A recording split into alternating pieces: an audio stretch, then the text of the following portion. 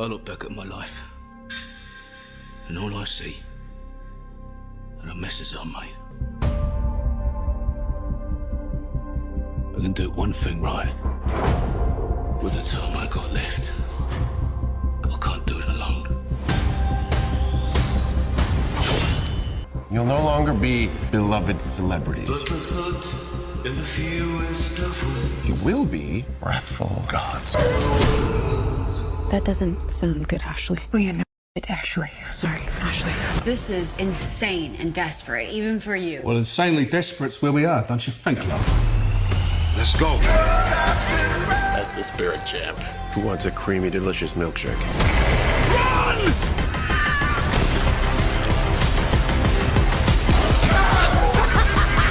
You're all welcome.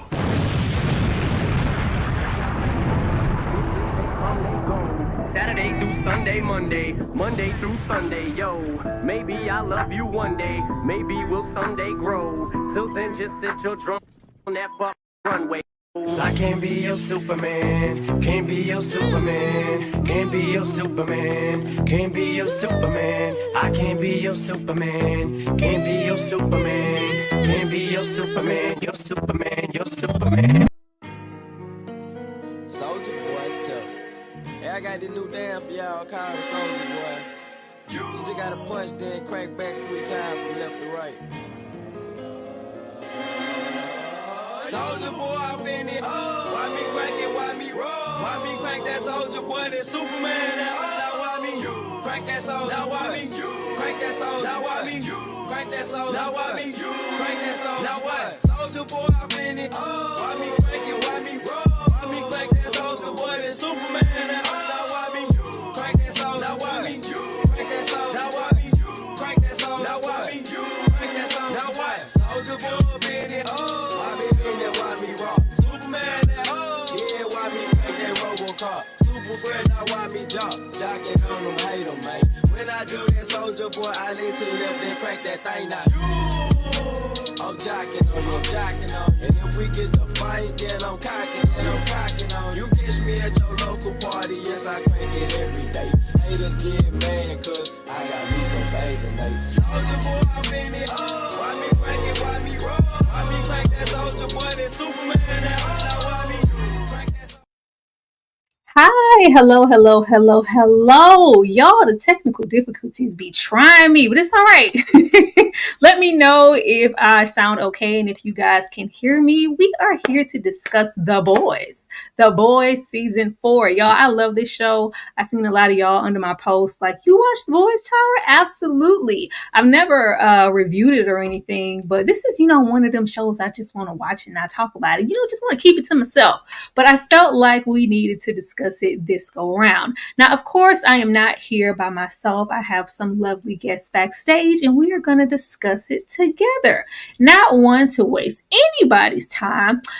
I'm going to bring my girl Ashley out with her sweet perspective just to see how she felt about the 3 episodes and what she rates this particular season starting off so far. Ashley, I want to bring her out first because she's new to The Boys. She is new. She just binge watched The Boys like 5 minutes ago. So she fresh. She could tell you what happened episode 3 at midnight. Episode 2 season, like she just, it's all fresh in your mind. Me, I ain't seen that since it came on. But Ashley, bringing you on outside to tell the people what you think about the 3 episodes. Come on, girl. And y'all give it up to Tyra in this intro. Do you hear me? I want her to DJ every party, every soiree, every event that I have in the future. I need a mixtape, Tyra, is what I need. A mixtape? I've been asked if you want to DJ. Like, I've never been, I just like music, Ashley. But for you, I will DJ and make a mixtape. Old school burn CD. It's going to be live wire all over again. But the first 3 episodes, so y'all know I'm coming right off of finishing the first 3. And season 3 was my favorite episode. I felt like I was the most invested in season 3. So I came into season 4 wanting answers, and I got some. Child, but some things I don't know. The shock value is absolutely still there, and we'll have to talk about it. I don't have an official rating, but I hope that the best is still yet to come. I'm gonna just set it right there. Y'all wasn't that sweet. You see what I be talking about? This is exactly what I be talking about, y'all. Y'all see how she did that all cute? Myself, on the other hand, before I bring out good old Kay, because I really want to know what she thinks. My season has always been like season 2. I love me some season 2. The first like season and season 2 just have a special place in my heart. 3 was good too, but 2 and 3 just that's when it was really, really good.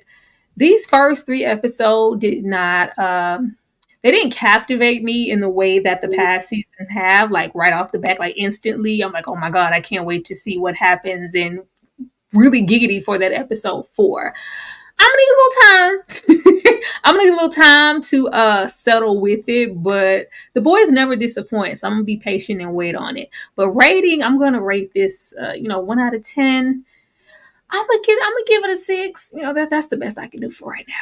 Kay, I'm gonna go ahead and bring you out, girl, so we can get your rating. What did you think about season 4, episode 1 through 3 of The Boys in comparison to the past seasons that we got?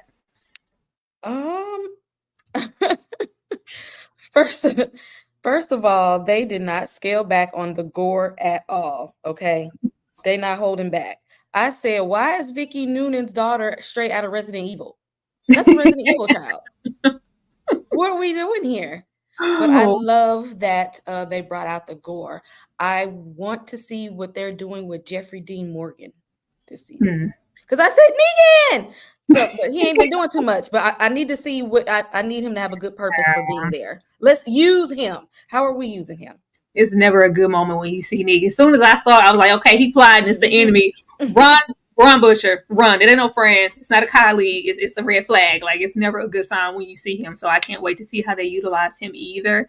And yes, I see this comment here. I think we all watched Gen V, right? Mm-hmm. Ashley? I got 3 episodes into Gen V, but I watched that before I watched The Boys. So I'll have to go, but I did get a refresher. I know everything that happened with Newman and all that stuff. And I'm hoping we get some appearances or maybe get to go to the university later this season. I'm hoping we get a crossover. I think they're going to wait all the way to the end to kind of tie it back in together, because they have to revisit it, due to certain circumstances, us losing a main character. They're going to have to rework it in some way, but they have to bring both of those universes together, especially with Homelander touching down, I can't spoil it because Ashley ain't seen it. It's okay, but you guys, we have a couple people running late and we will include them the very moment that they get here, but let's go ahead and get started. Y'all already know how I roll. I'm excited. We've been talking about vampires for a minute. We got something fresh. We have something fresh. Now, things here are not, in any particular order. I just kind of tried to put everything together as I normally do. If I say jump, you say how high. Mother's Milk is in charge of the boys, and Butcher is out. The CIA wants results now. For me personally, this was just like, okay, hurry up and let the happening go on and be mad at Butcher and let him back into the boys. Because what y'all not going to do is act like he's not going to be a part of the boys. As far as Mother's Milk being in charge, I love it. And I did see a couple of things online about Laz Alonso's health. He is fine from what my understanding is. He is just choosing to live a healthier lifestyle and he's slimming down. But I know some people were like, Mother's Milk looking a little different. But he said he's in, good spirits and everything. He's great. But I thought this was a great situation, but I just want to know how long are they going to stretch it out? Because as we can see, there is a whole lot of pressure on Mother's Milk, but we just know he just not. Mother's Milk is muscle. Like, you're not built to be in charge, boo. I love you, but you're not. I need Butcher there, and I need him to be regulating everything. Even though Butcher is a whole lot, I know that Milk is not built for this type of job. Ashley? Mother's Milk is one of my favorite characters. Okay, one of my favorites in the show, and I'm so glad he's healthy, because that was my concern. I was like, Laz, are we good? Oh my God, are we good? I was like, maybe it's the go T not being there, maybe it's other stuff. But okay, back to this. We know that Billy needs to be running the show. Okay, he's just got that edge. He's got that vision as it relates to the soups. Mother's Milk is a by the book OCD type of guy. We need to think out of the box here, right? This whole first episode, I was like, babies, y'all are just loud and wrong at every single turn. Everything that from the acid, okay, come on, guys. To, I mean, Kamiko flying out the window with the baby arm. Like, it was just a recipe for disaster. Murphy's Law, everything that could go wrong did go wrong. I'm not going to say it's indicative of Mother's Milk's leadership, but that's how it felt. That's what it gave. I think us seeing, I know him as Denny. Y'all know him as Negan. I didn't watch The Walking Dead. I know him as Denny from, y'all know. Supernatural? No, from Grey's Anatomy, honey. That's where I know Denny, and he was a sweetie pie. So I only have the best hopes and intentions for Joe Kessler in here. But I think if we don't see Billy take over this group, we might actually see Kessler step in a leadership role, because Mother's Milk, I think, is on the way out. One more failed mission. They're going to have, Grace is going to do something different. The Prez is going to do something different. Most definitely. And not even that, him kind of trying to rule with his iron fist, like what I say goes. He's alien. Like, they already don't listen to you. They already be off on their own missions doing whatever they want to do. So when you tell them, like, it's my way or the highway, and you don't get to say so, it kind of alienates the rest of the team when they were kind of low-key making all of the decisions together as the boys, even though Butcher is always, being Butcher. Kay, how do you feel about Mother's Milk being in charge? Is there any hope? Because the CIA is putting the pressure on. I mean, I like MM, but sometimes he can cross the line too. So I don't know why he'd be judging Butcher, because he has overstepped some lines too. But all of them some line steppers. And right now, Butcher ain't got no family and kids and all of that. Like, MM, you do. So we need you to get your head in the game and focus on what's important. Because if the boys fall apart, they're gonna blame you. We're gonna blame the black guy. So I mean, do you want to take that blame? Oh man, with his suit and tie on. Y'all, we have one of our guests backstage who has finally made it here. He is new to the channel. This is his first time here. Let me bring to the stage my man's Dom from Screen Static. Dom, you ready to go? All right, let's see. Let's see if he all good to go here. Is he frozen up? Nope. There you go. Oh, can you hear me? Yes. Oh, okay. Sorry, I'm late. I had technical difficulties with everything. Oh, us too. It's okay. Welcome to the panel. How you doing? Good. How's everybody doing? We're great. Talking about Mother's Milk. Man, I love him, but he gotta get his head on straight. That's what I was saying. I think he too used to dealing with them inmates where it is my way or the highway. He's like, nah. Children. Nah. Yeah, I can leave when I want to. You ain't running. You can't send me back to the cell block. Them delinquents. Mm-hmm. But thank you for being here, Dom. How did you feel about the first 3 episodes overall? Well, first, I feel like I gotta say that I felt like a novice with streaming, because I turned it on. I'm like, okay, the first episode, and then I was like, oh, they dropped 3 episodes. I was like, oh snap, I wasn't ready for it. But it was great to be back with these characters, and the boys is so good at hitting the ground running. Like as soon as the first episode started, I was like, oh man, we right back at it, hit the ground running, and we not wasting any time. Just stuff was hitting the fan immediately. Absolutely. My other guest is here, y'all. My other guest is here, and he is right on time. I can't tell y'all what I done been through with this guest backstage. I have learned so much from Elliot back here, because your girl wasn't streaming. I ain't want to stream nothing. I ain't want to see no microphone. I wasn't going live. Don't ask me to do nothing. But Elliot, along with a few others, made me feel like, you know what? I think I can do it. I believe in myself. Coming to the stage, the man with the movie files. So happy that he's here. Come on out, Elliot. Hello, Elliot. My best Billy impression. Boy, Mike. How are you doing that? We're great. How are you, Elliot? I'm good. Listen, Tyra, I had to pull my best A-Train impression. I was like, I need to get on the stream, run from work, get over here, and talk about the boys. So I'm glad to be here. How's everyone doing tonight? Yeah, great. I'm great. a rocky start with these technical difficulties, but we all here, and that is all that matters. What did you think about these first 3 episodes and Mother's Milk being in charge of the boys? Mother's Milk, my man Marvin. First 3 episodes, I'll be honest, I'm sure we'll get into like episode 1, 2, 3, and whatnot. Episode 1 was okay. It was okay. It was kind of a subpar premiere episode. I think 2 and 3 really kind of laid the foundation for what we can expect this season. But as far as goes, I think he's a little bit way over his head. I think he's he doesn't want to be butchered, but he's also allowing, things to not run at a pace that they can, get things done. So I'm always a fan of his, but I think he's a little bit way too over his head. I think I think he is a great assistant coach. Like, I think he can give orders, but I think he's better in a secondary position.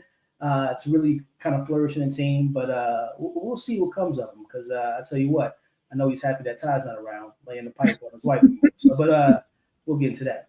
Absolutely. Dom, I'm gonna come back to you with my question about Mother's Milk before we get off of him. How would you respond as a father with, your wife coming to you if you do have children, saying that our daughter said that you could eat a D and slam her door, and she's having all of this erratic behavior because she misses the stepdaddy? How are we supposed to handle that? Let me tell you, because I have a daughter. I got a 7-year-old daughter, and when that scene came up and the mother was telling MM about all stuff she said, I was like, okay, we're gonna pause on finding this man that you so obsessed with, because I gotta go deal with this lady. Because this little girl not gonna tell you to eat a what? Nah, that's not happening.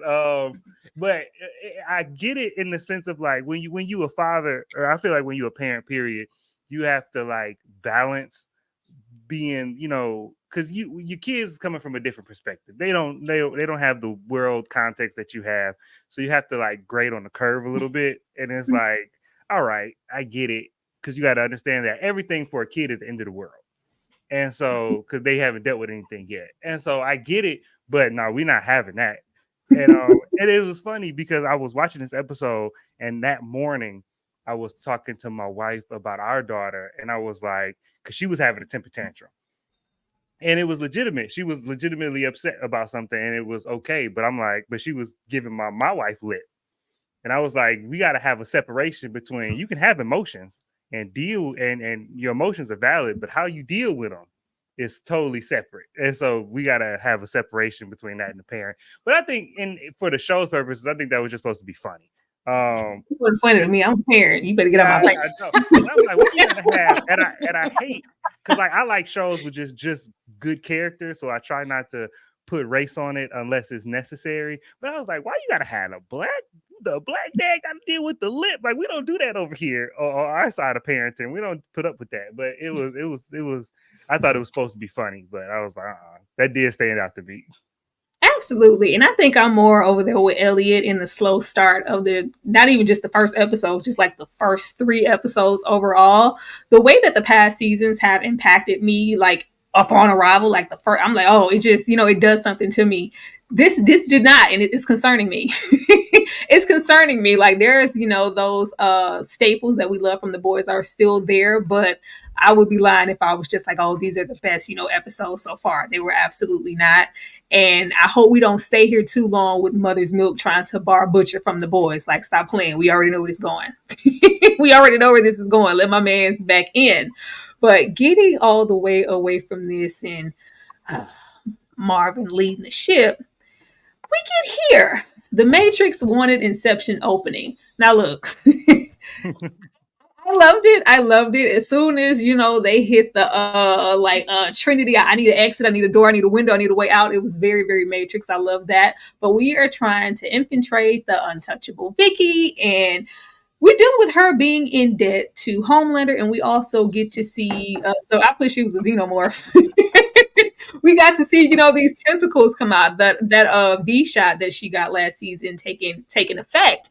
Ashley, what did you think about the opening in the baby arm and Kamiko hitting the ground running as she always does? So, I stan Kamiko. I love her. She's like my favorite from the beginning, right? The baby arm, Starlight's miss. Again, everything that could go wrong did. I really felt like the boys were fumbling in this part. As far as baby girl Zoe, though, with the Medusa out of the mouth, I was traumatized. I was horrified and I was scared. As soon as she opened her mouth, it was complete carnage, and I was here for it. I don't expect anything less, but I was surprised at just, she seems like a very scary kid. You know what I mean? Like you just immediately went from like 0 to 1,000. I wasn't expecting that from the first time we actually meet the smiling Zoe, right? So I didn't know what to make of it. Homelander is homelandering. We know he's like dealing with what I think is a midlife crisis, right? And so he and Newman's interaction, it's what we anticipate. But I was tickled by the baby arm. I laughed audibly. It was super fun. And when she hit the ground with a thud, I laughed as well. I shouldn't have. And Frenchie jumping on Starlight's back. Again, it gave typical, the boys. It was more than it was disorder to me. The Bush should have a little type of art. I was just like, this is just it's unraveling before it even starts. Now, this is the first episode in the first mission. And I was just really surprised that Vicky just felt like she was in the free, like clear, like she wouldn't be in debt to Homelander. Homelander's always going to stay on your neck. Elliot, how did you feel about the opening and just really seeing Zoe in her state and Homelander putting that pressure on Vicky? Yeah, no, really, again, even though I wasn't a fan of like the entire episode, I thought it was a good opening. The boys, when they do their missions together, man, it's just like I wish they were just in sync. Going back to, when you mentioned Kamiko trying to, with the baby arm, trying to catch Starlight and Frenchie, and there's still there's a mess. So I'm just excited to see them maybe get a good coordinated plan in place. But as far as Zoe, correct me if I'm wrong, but she took the V last year. Did she have a different dose than what was given to like Huey and Butcher? Because are there no side effects to her as they have side effects? Like, is it a different batch of V out there that allows her to flourish and not die versus what they were given? I was thinking the same thing. It has to be a stronger strain, especially since it came directly from Homelander. Who knows where he got it from? Like it had to. So there's a batch out there that is bulletproof that you can take. It won't have any side effects. Mm-hmm. Okay, because I was just like, she's giving her daughter this V, and does she not know that there are side effects? So I mean, I don't want to theorize too much about like if Billy gets that batch, can he, I don't know, take that and sustain, and not die if there's no. It's going to be something like that's another strike I have with the show. Like we can't lose Butcher, we just can't. So it's like. Whenever the thing that's going to happen that's going to save him, I can't wait till that happens. But I hope we don't lean too far into, I only have such and such time left. Like you got all the road, which I'm not playing with you. You got this season and the next one after that. Stop. There is no show without you. I'll say this: they wouldn't bring in Jeffrey Dean Morgan for without a purpose. Maybe he's the kind of replacement of Billy. Because they have a similar type of personality. Just them as actors are very kind of similar in their style and whatnot. So that it might be the replacement. And I'm hoping he's a villain, Elliot. I really, really am. Like that will make my day. I'm hoping it's giving Walking Dead. I'm hoping he pull out a bat and he's just instantly. Kay, how did you feel about this opening? Did you love it? Were you living for it? I was pleasantly surprised because I was like, did they give her compound V or the T virus? Because they put me in the midst of Resident Evil immediately. Because like you said, she seemed like a light, sweet, timid girl. And then all of a sudden, it's like, I feel like I'm playing a video game. We should be shooting at this child. And just like her mom, they're like indestructible. So exactly what version of compound V did they get? And the boys was not ready for the mom or the daughter. They are just all over the place. And good Lord, if Kamiko was not indestructible, she'd been gone that fast. They need to get an additional suit. I'm tired of them using Kamiko as a human shield. I need them to get one more person. Dom, how did you feel about the open? Did you love it? Well, like I said, I liked the opening, I guess, apparently more than some of y'all. But it seemed like it seemed like an Ocean's 11 type opening, like when they were at the the event. But to me, the boys always kind of fail upwards, right? And I think that was the difference between like Butcher style and MM style is even because even when Butcher's at the lead, they still seem chaotic. It seems like stuff still goes wrong, but Butcher kind of has a way to like lean into the chaos. So he was like, yeah, the chaos is I'm using the chaos because it's disorienting everybody else. And we're just going to use the chaos to, achieve our goal by any means necessary. But MM seemed like because of the OCD, probably, and he likes things in such order. If things don't go exactly to the T according to plan, he can't adapt. And that's why, like what was said earlier, he's probably a much better like assistant or first mate type of situation. A muscle, just come through with the phone. Yeah, just hit something. The kind of the rational one at times and the muscle. That's where you stay at. Let's see. I don't have a lot of time left. Butcher's on borrowed time and out of the boys, the indecision, how to save Ryan. Now, throughout the episodes, I thought this was pretty cool because we always can rely on Butcher to make the wrong decision and kind of do what he's, known to do. And it's always the bad decision, but he's always for the greater good. But it's normally just selfishly to get accomplished what he wants. Here we see him. I'm like, did Butcher really turn over a new leaf this season? Like, he never. You can always kind of rely on him to be Butcher, and it just kind of seems like he may be moving a little different this go round. Kay, I am going to come to you first. How long do you think Mother's Milk and just the boys in general? Because at this point, Huey's the only one just gunning for him to be a part of the group. Or just him kind of, not giving Ryan those cookies, not, using Huey's keys to use the flash drive situation to get those hidden pictures of Vicky. He's like, no, I'm going to do this the right way. Since when? When he's been faced with mortality. I mean, when you got death looking over your shoulder, I mean, you move a little bit differently. He's like, I mean, why not take a risk that the others can't? Because he's okay with losing his life. What does he got to lose? He can literally, if anybody else, risk it all and be fine with it. Because I think in his mind, like, if I'm going to go, I'm going to give him hell on the way out. We'll see. Dom? I think it's a combination. I do think it's his impending mortality that's kind of readjusting his priorities. But at the same time, I think we have to remember that Butcher's always been Butcher. But a lot of his more ruthless part of his personality that we know in the boys is because of Becca, is because of the loss of Becca. And so I think now he's starting to not only look at his life differently, but he's seeing Ryan and not only just seeing Homelander anymore. Because I think before, every time he looked at Ryan, he only saw Homelander, and it was the thumb in the wound of losing Becca. But now, like he said, when he was bonding with him, which I really love that scene with him bonding and then playing foosball, but he was like, you're the last part of her that's still around. And I think that's a big part of recontextualizing like Butcher's like by any means necessary mentality. Elliot, how did you feel about it? And how do you feel about, I really just did not like how, even though I know it's going to shift, Homelander is not seeing Butcher as that enemy or as a threat. It's like, oh, look at all that black matter around your brain. Let me just walk around you. You're in, what? No, I need them to be going at it. Like, that's what I love about the boys. Him just being, a wash away, like you're not even a threat anymore. I need Butcher to be a threat. How do you feel about this, Elliot? Well, I mean, that's the tough line about the boys, and I'm sure we'll get into it as far as just like them. I'm glad that they announced that season 5 was the last one, because at this point, it's kind of a stretch of imagination that the boys are still alive.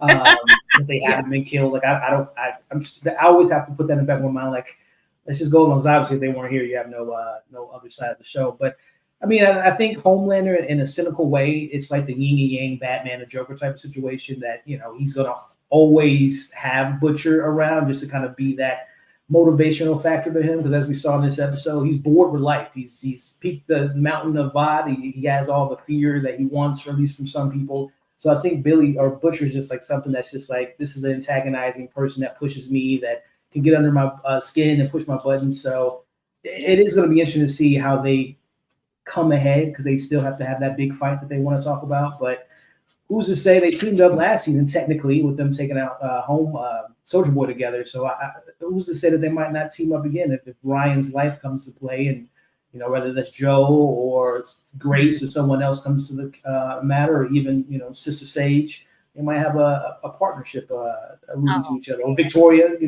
Vicky, her stepping up. So I like their dynamic. I wish they had a little bit more screen time together, but I'm really intrigued to see what they do with these two. Oh man, Elliot, I hope they don't team up. I want them to be just bloody enemies all their life. Yeah. Ashley, how did you feel about this and just the dynamic of Butcher overall? Like, he's never looked this bad. Yeah, Butcher. I have a love-hate relationship with Billy because I don't like how he played my baby Ryan earlier in the earlier seasons. But I will say this. It seems like the closer he is coming to his end, the more in touch he's becoming with his own humanity. And I love that for him, right? And I actually love to see him kind of humble himself, reach out to Ryan, make this effort, and kind of see him really willing to sacrifice it all, even possibly betray Huey, who is really his ride or die, to make arrangements to ensure that Ryan grows up to be good, right? I like the dynamic of him kind of being at a disadvantage. I think, again, this is really about Billy becoming humble in this moment. I think it's going to be short-lived. I do not think that Billy's going anywhere. I think we're going to see Butcher. I think a cure soon come, okay? Because honestly, I don't know what Huey would do if he lost both his dad and Butcher this season. So I'm really hopeful that we'll find a cure for Billy. We have to. He said, please. Butcher is a lot of things. But getting in touch with his humanity and, begging, like, I can't do it without your help. I can't do it alone, please. And I was like, all right, Mother's Milk, welcome him on into the books. But he was like, nope, you got to go. I was like, oh, Marvin. I know that Butcher is the worst. Like, Billy is terrible, but I just knew that Milk was going to break in that moment. Like, all right, we'll help you. Just if it's about you and Ryan for the greater good, like, I'll put my animosity to the side. And it was like, nope, I'm not doing it. Does anybody trust our ex-colleague? What did you call him, Ashley? Who do you know him as? Denny. I don't know who that is. Child, that's Walking Dead. Grey's Anatomy.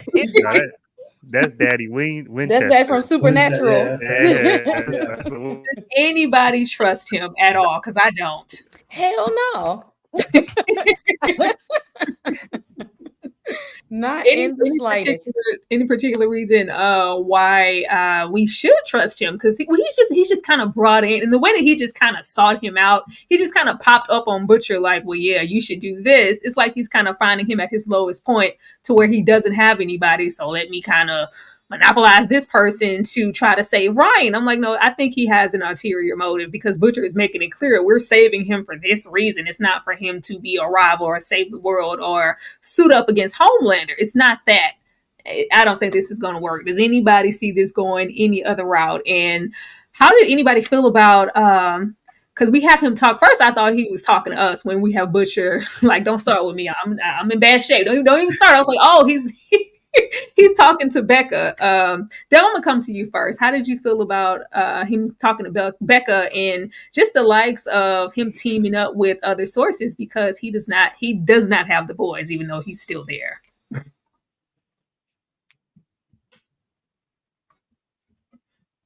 Oh, did he freeze? I think he might have. Unless he hitting the post, he might have froze. Oh, there he goes. Are you talking to me? I thought you. Yes, no. Man, yes, no, it's you. My bad. I thought you were talking to somebody else. No, you're fine. No, well, of course we should. As much as I love Jeffrey Dean Morgan and anything that he is, of course we shouldn't trust them because, well, anybody on TV who works for the CIA, unless they're the main character, you shouldn't trust them. That's just what TV has taught me. And then anybody who works for the government but sits in their chair all cool and isn't straight laced. I think he's trying to use Ryan. I think it's gonna be like terrible. Like it's something that's gonna break Butcher. Like he's gonna make Ryan like a Trojan horse. Like the virus from Gen V. They're gonna modify, they're gonna get right, they're gonna put it in Ryan and use him to like take out Homelander. Like it's gonna be something crazy to where Butcher is gonna like have to go scorched earth to save this little boy. I think it's gonna be something crazy because I think it's gonna end up Butcher versus everybody. I think where we're going is Butcher is going to be like, I can't, y'all not helping me, and I'm gonna go through y'all. So either if you're not standing next to me, I'm just gonna go through everybody. And I think that's how Butcher's going, because especially because he's faced with his own mortality, he doesn't care about anything but making it right with Ryan. Elliot, do you think there's some arterial motive going on, or is he really trying to do right by Ryan? I mean, this is an interesting situation with Butcher, and especially going back to like the Joe connection. Because there's one way you can look at it. Always, whenever I see a character like isolated to just one character speaking to one another, it makes you kind of wonder if that person's even there. And I'm referring to, obviously we saw Butcher talking to a made up Becca hallucination.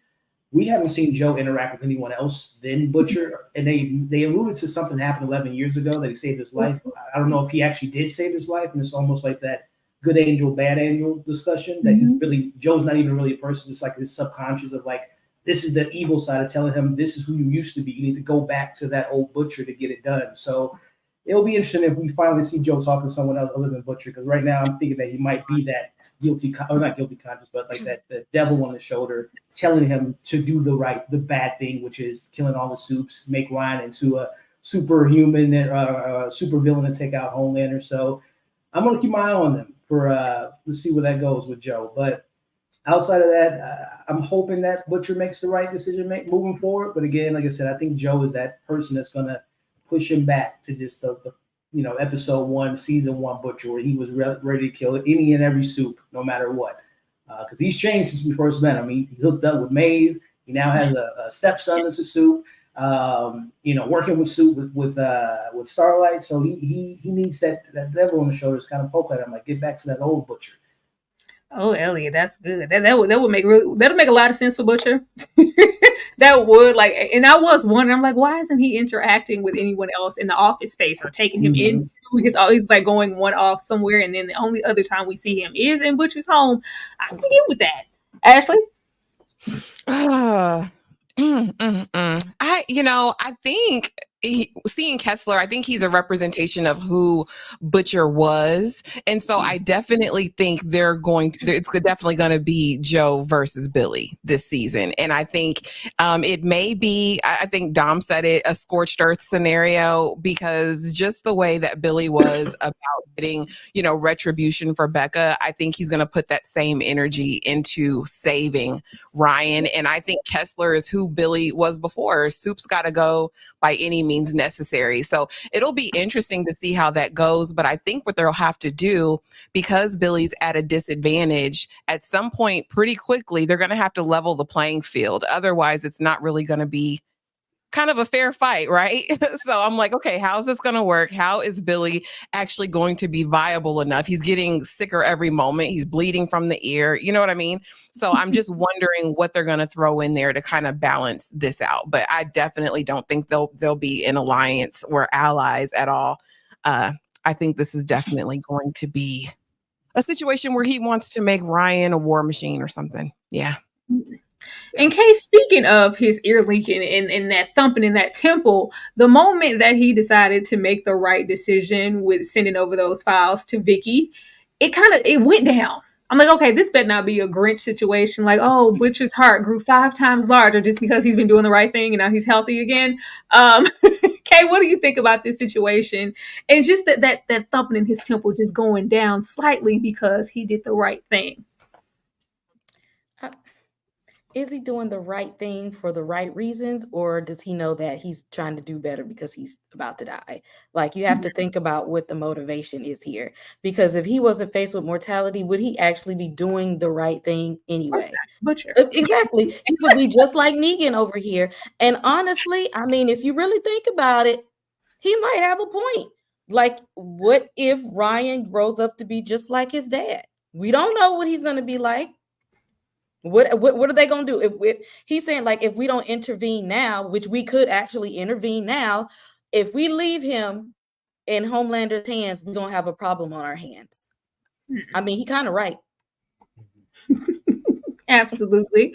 This is what this is why the episodes were taking me out, because we still have Butcher technically there. Like, we can't remove or take too much time or episodes having him far removed from the boys, and then you guys can't handle yourselves. Like the way he came through at the party situation, you know, it's not a boys episode. We don't see one penis per episode. The way he came in on the end with that crowbar and saving the day, and it's just like, or even the moment of, let me think. I was like, am I thinking like Butcher when we first meet Sage and they're telling her, and I'm like, oh my God, Milk, she's the smartest woman in the world. I'm sure she knows you're there. And it's just like, why are we leaning back? Does she have any additional powers? Let's go capture her. Like, it's just like, you do not have the heart for this. And Ashley, I'm going to come to you. How long do you think we're going to have to deal with Butcher being boys adjacent? Because I can't take too much more. Yeah, I give it one more episode at best. They're crashing and burning bad. Like every situation. Like episode 2 really pissed me off. Like, come on, guys. Like we walked right into this. We walked right into it. Okay. Yeah, we need him back. And again, I like Mother's Milk. I really, really adore his character. I just, yeah, he's not cut out for this part of it. You know what I mean? We need Billy back. Absolutely. Like, if he can handle it with his crowbar, I'm like, y'all should be able to handle y'all. So even though we had the clone situation, y'all, how long y'all been around being the boys? I expected that to go a little different. It was just like, oh, we just can't handle it without the boy, without a Butcher. It just seems like they never fought a fight in their life. But you guys, we have about 40 people here. It would be great if we could get 50 with this first live and get that engagement up. Y'all know I come here for a good time and to laugh. So let me play something, get you guys in there, and we will be right back. Let's see. Let me get into the deep, because y'all know the deep is always doing some crass stuff. We'll be right back, y'all.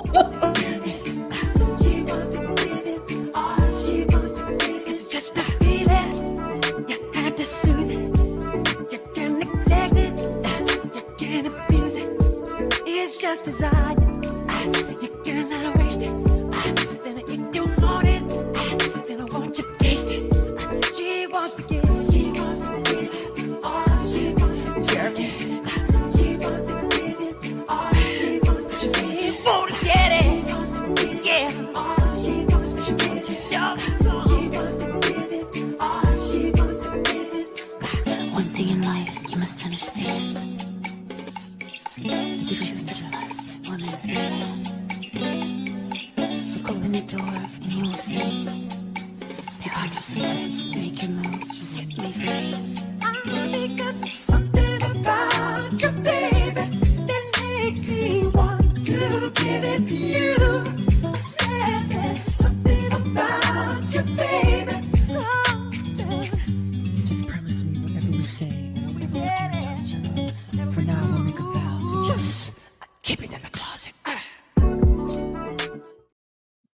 If he don't take his wife out that closet, if he don't take the woman in his life out of that closet, playing her, hiding her behind them clothes, don't do that. Don't do that. She's the only person who really loves you. Don't do that, Kevin. Don't do that. And I know you can't stand the deep, Ashley. You look so disgusted when when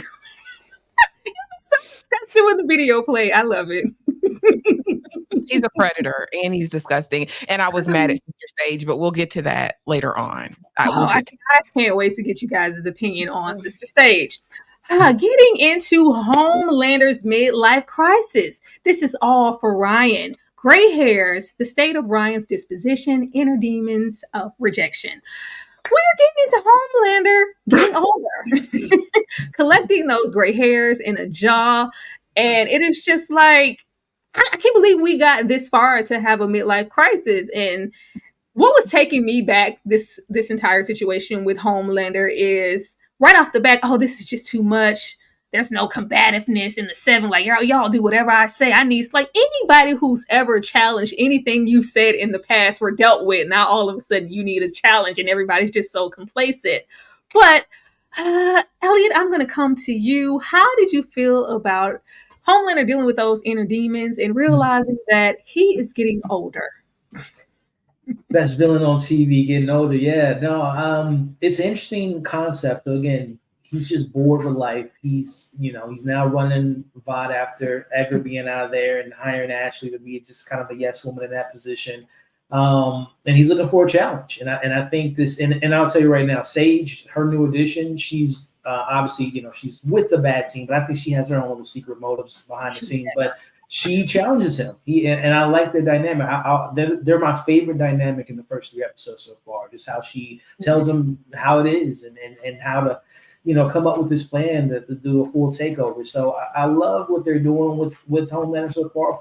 There's no one physically on in the universe of the boys that can challenge him. Maybe his dad and Soldier Boy, but I like that they're having this inner battle with him battling Father Time, which is undefeated.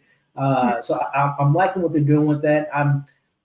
The secret jar of the pubes got me thinking of, for those that are familiar with the comics, there is a particular situation that involves a clone that he wasn't aware of, but I think that this show might do the reverse of that, where because he's saying these things to Ryan like we need to merge, be the better, kind of like a better version of him. But I'm thinking that he's gonna maybe create his own better version of himself, which might be something to keep an eye out for, just keeping those little hairs and what have you. So it'll be interesting to see how he again defeats Father Time by creating an ultimate version of himself. So I'm really liking what they're doing with him so far. The last thing we need, another Homelander running around. Dom, how do you feel about those gray hairs in the jar, that memorabilia? the gray hairs in the jar in the Nazi case. Was just crazy. When I saw that when he started pulling the gray pubes out and we started seeing his descent, it made me think of like this was like the inverse or kind of like the broken mirror version of The Incredibles. So because that was the first Incredibles movie where Mr. Incredible was going through this dissatisfaction with his life, and because he had fell from his peak, like he missed his old college days. And this is kind of like the opposite, where Homelander has achieved everything, all of his passions, everything he could have done. And so where's the fulfillment in his life? And so he's looking for some sort of fulfillment in his life. And with Sister Sage being a surrogate, because he needs a new Madeline Stillwell, and he realized that he needs somebody who's going to emotionally challenge him and keep him kind of sharp in a sense, in his own twisted way. And so because I think Homelander honestly is more self-aware than I think is presented to us, in a sense of like he understands his own shortcomings in certain senses, and like he understands like what he needs to be the most optimal version of himself in his mind. And I think as we see his descent increase, I think we're going to see him kind of put these things together to make a better version of himself. Like he was saying, I think maybe Ryan is going to turn into like what that is. Instead of being a clone, it might be like a mind transfer type of thing where I need a new body. But I do think we're going to see I need to get back to my prime type of Homelander. Kay, do you think that Homelander could ever put his pride and his own agenda to the side to be a real father to Ryan, or is he going to consistently continue to try to live vicariously through Ryan because he's young and the natural born soup? It's muted, Kay. Muted. There we go. Trying to make sure I didn't talk over anybody else. There is no cure for being a sociopath. Okay, if you have a personality disorder or anything like that, there's no cure for that. This is the Homelander that we have. And what I noticed, have you noticed the parallel between him and Butcher? Homelander is now realizing that he's not virtually indestructible and that he is getting older. Getting older means I can face death, just like Butcher is. And they're both kind of using Ryan to hold on to a little piece of life. And it's like a tug of war between both of them as they're faced with, I'm not going to be here forever. Maybe Ryan could be my legacy. Oh, child. Ryan can't do nothing by himself. Ashley? Back though what Kay said, that was super insightful, because I had the notion, right, that I think that Butcher actually wants him more of a legacy, or like, this is my work, this is my completed work that I finished while I was in the earth. While I think what we saw from Homelander was, yeah, I'm jealous. I'm jealous of this little guy and I want to relive these moments. So I think it kind of goes back to what everyone said, right? What is Homelander going to do to use Ryan? Because clearly he's not a good dad. He doesn't really love Ryan. That's not love. Okay. And so how is he going to manipulate this situation to make it work out to his end? Like even when he wanted to go to the first save, it was like, Homelander, why did you want to find your way here? Because you're not ready to give up your spot. You're not ready to give it up. Yeah, I think he wants to take over little Ryan. Poor stink. Yeah, they hit about them wrinkles and all of that editing out and all the heavy makeup we had to do because he's aging. You know, he's ready for prime time. Whereas Homelander, he need a little bit more elbow grease to be presented to the masses. Yeah, Ryan should definitely run because all of this, once he showed up and he's interjecting, why am I not on the call sheet? You are a fully established thing, but he is masking everything as this is for Ryan when it's really not. I want to know. When do you guys think he's going to turn on Ryan? Because it's going to happen. It's absolutely. If it's not going to be because he's jealous, it's going to be because Ryan is a little too invested in Butcher. Once he realized that he can't trust Ryan like he can't trust most of the people that are around him. As you can see, Homelander is disconnected from the Seven, as well as like Butcher's disconnected from the boys. Black Noir was his guy. He's not connected to New Black Noir anymore. Him and Maeve were friends in the beginning at one point, and they aren't now. So he's not, he feels a distrust within the Seven. And I think Ryan is the last little piece of trust that he has. And once he finds out that that's not there, that's all it's going to take. Elliot, when do you think Ryan gonna wise up and run? Like I need Ryan to that. I can even say Ryan a little slide. I don't like Ryan, y'all. I'm sorry. Ryan get on my nerves. Ryan is extremely annoying for me. I was hoping with the new season we would see some growth in Ryan and just his awareness. But the meek, am I doing it right? I mean, I understand he's supposed to be 12. Okay, maybe age him a little bit because he don't look like little Ryan no more. Is giving 15, but. The lack of awareness, and I just don't know. Like I'm just really over Ryan's character, and I need him to wake up. Episode 4, Elliot. I've always gave Ryan a little bit of leeway because he was raised in a house with his mom for the first 12 years. Like he knows no things outside of that house. So all of this is like literally brand new. Father, media, video. Like this is so new to him. So I've always given him like I said, that leeway. And I don't know if he'll ever run from his dad. This is all he knows is I had his mom, and I now have a dad. So I don't know if he has that independent mindset of breaking out of it. And I hope they address, because going back to the season finale, when his dad killed that guy, he smiled. So I don't know if he is as innocent as we think he is in that sense, and he might, like I said, I don't necessarily think he is going to run. But the trailer, I wish they would never give it away, showing that. For those Gen V fans like myself, Sam and Kate, there was a scene in the trailer with them, and we know that Kate can make you do whatever she wants. And we saw Sam was like, make me forget everything, take away all my pain.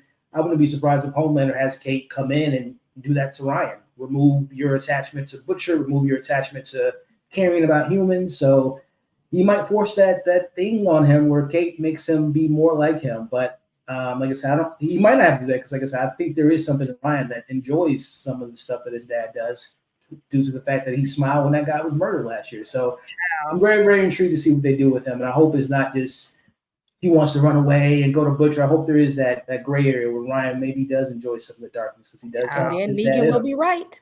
Yeah. I hope they go that route, because if they go the innocent route, it's just like, oh, we've seen that. Like I want them to play with the idea that, can we trust Ryan? Like I hope they play with that. I thought we would, and I was getting ready to start trying to like Ryan's character. I ain't never gave Ryan's character no grace. I just didn't like him up on introduction. I thought with him smiling last season that we were going to really get into him living for and learning and taking after Homelander and making it even harder for Butcher to, pull him away. It's just like he's just still really indecisive and in the middle and just meek and, oh, I killed someone. I can't deal with that too much. Okay. How do you feel about just I guess just Ryan? Like I just don't like Ryan. He a downer. Like I'd say, that's why I said, Jeffrey Dean Morgan he might got a point. I don't think we should just discredit him because he's a child. We might have a point, because what if he turns into his father? Then what? Okay. Then I think, and I really think that he's probably stronger than Homelander, because he can play both sides. He can have a whole lot of humanity in him because he was raised that way, but he can also go very, very dark. He's got a lot of skills from a lot of different people. I hope so, because I just knew he was gonna get like the Omen, Brightburn type of. I was like, oh, he's still chilling. Ashley, you here for Ryan? Because I'm not. I am. I like baby Ryan, and I really hope that we get to explore his duality more. Right? I want to see that more. This so far, he's still leaning towards the good, and I love that for him. He still has a shock factor when he sees his dad do atrocious things. And I love that. I need us to keep that, because I'm scared when he goes dark, it's going to be bad business for everybody. But I like the struggle. I like seeing that. And hopefully they amplify that more in the next couple of episodes before he, officially picks a side. They better, because I can't take him moping too much. Dom, you here for little baby here? Little Ryan. I feel like this is your this is the subject, the part that you are least enthused. I can't stand Ryan. I'm sorry. I was kind of like everybody else at the end of last season when he killed that guy and he smiled a little bit. I was like, okay, yeah, we in for a Brightburn season. But at the same time, I think that Ryan's duality, the nurturing of his mother and the confidence that his dad gives him, I think he's struggling between that, but he still has empathy. And I think the problem is when you're not a sociopath, being raised by a sociopath, there are things that won't connect. And I think the dividing part, I actually don't think like the dividing part is when he killed somebody. I think the moment where Homelander, when he was crying about killing the guy, and Homelander was trying to console him, and then he was like, I think that's was the first click in Homelander's mind that this kid isn't going to be who I want him to be. So I'm just going to make this kid me. And I think that's where Homelander's perception of Ryan is starting to change. And I think Ryan, I'm hoping that Ryan is like a middle character, right? So he's not, I don't want him to go down the good character and be Superman, but I also don't want him to be General Zod either. I want him to be like, you know what? I'm just out here for me and the people I rock with, I'm going to protect, but all y'all can kind of kick rocks. Like if that's where he ends up, I'll be fine with that. I can definitely do middle. I can't do mopey. I can do middle. I can do middle. I can do middle. A teenager. That's the thing. I think if he was a teenager and going through like teenage, that's what I think we need with Ryan. We need to see him do some character development on his own, like away from the parent figures. We need to see him. He probably need to be. I know Gen V is college. But he needs to be like with them. Story, because seeing him progress like that and make his own decisions and have to live with the consequences of his decisions outside of the parental figures, I think that would be the best thing for his character. All right, I'm gonna wait on it. I know he's been sheltered, so I've been giving him some patience. But by the time we got to the third episode, I was like, "All right, hurry up, hurry up." Hopefully, he gets better, and he's a really, really great character. Sister Sage, the smartest person in the world, Homelander's right hand, recruiter and mastermind, sleeping with the deep, and agent of chaos. Now, there has been a whole lot of discussion around Sister Sage. I'm not going to front like I didn't get Magical Negro a little bit. I got it a little bit just when she first got there, and it just seemed like, we would have never thought to even conceptualize those things unless this person would, like, it's just she's just there to really just fix everything. I am having an issue with her being the smartest woman in the world person and her being underneath Homelander and being his right hand. I would think, she would have her own. I'm hoping, I am hoping like hell that there is a higher purpose, and it's be a big aha moment of, just when you thought Sister Sage was one thing, with her being this brilliant woman, she had her own agenda this whole time, and she manipulated everybody, even Homelander. I'm hoping it's that, and she's just not here to be the lackey.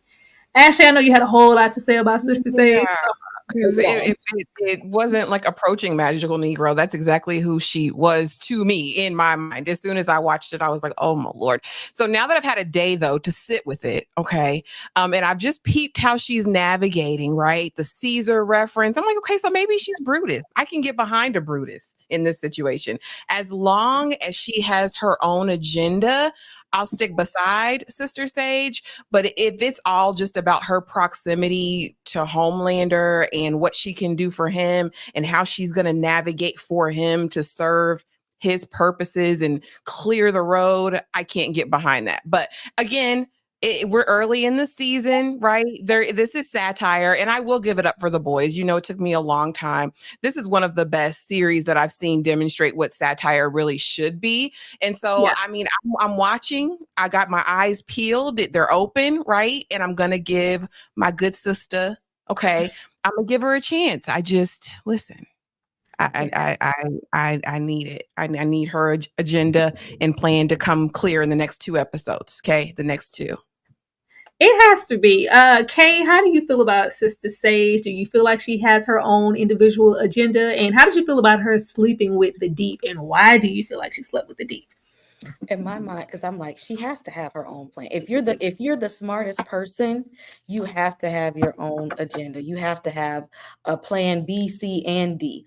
But when she slept with the Deep, of all the people you could get, of all the people, you went to the scum of the earth. I'm like, is she really the smartest person? Because that was not smart at all. There ain't no way. Even whatever plan she secretly got, if we got to go through him to get it, I don't even want that. I don't even want the plan. I don't want it. It ain't even worth it. Oh, Elliot, I can't with you. I'm going to come to you because in that moment of her sleeping with the Deep, I want to know how you feel about Sister Sage's character and her dynamic with Homelander overall, and also the bloody, I don't know what that was on the table that was referenced when we do get into her sleeping with the Deep and her demeanor being different. How did you feel about that scene also? Well, to address that scene, I think, and I kind of alluded to it in my video, and I rewatched it, and some people have kind of mentioned in my comment section that it's something to do with like her performing her own lobotomy and messing with her own brain. Because when you rewatch that scene, the way she's even talking is not even the same stage. Like she's, talking about Transformers 2. She seems very dumbed down from what we've seen her with. So I think there's like something she has to do to like relieve pressure in her brain or to shut her brain off because it's always going, a mile, 100 miles per minute. So there's something there with her. And there's also something there about her being kicked out of the group with A-Train when they were younger. So there's something secret or something that she's holding because, if you're the smartest person in the world living in a small apartment, like to me, they're kind of positioning her as like a Lex Luthor to Superman. Like what if Lex Luthor and Superman work together? Because why wouldn't she be a billionaire if she's so smart, working in finances, manipulating, stock exchanges? So there's something that's holding her back, or she's secretly working with someone else, maybe Grace, the CIA. There's something more to her than just being a number 2 to Homelander, because there is that side of Homelander. I think Don brought it up. He does have a thing where it's like, whether it's Madeline in season 1, Stormfront in season 2, he always attaches himself to women that tell him what to do. So besides that, I think there is something more to Sister Sage that's going to be revealed than just being a number 2 and just, helping someone else's plan versus their own. So, but besides that, I've really enjoyed her. I love her pushback and her giving some advice to the Deep, talking to Ashley and all that stuff. And again, there's a lot of spoken shit. Yeah, so I like her so far. I like her, and I like the actress to go, toe to toe with Anthony Starr, who I think is one of the more dynamic actors in the show. I like their back and forth and their banter so far.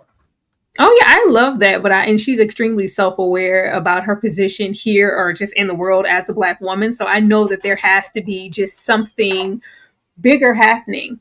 But Dom, I'm going to come to you. How did you feel about Sister Sage? Because I saw you nodding over there at that Negro comment. Was it giving Negro spiritual to you? Well, yeah, because to me it wasn't even subtle at this point. but it was a great surprise for me. Well, first, I love Sister Sage, and I'm from Michigan, so all the Detroit T-shirts I was rocking with. But when they were releasing like the promotional material for this season, and we saw like the posters for Firecracker and Sister Sage, and I only like I'm not reading. I think she's a new character for the show. I don't know that she's in the comics. But I thought that because of how The Boys does, I thought she was going to be like an analog for Black conservatism.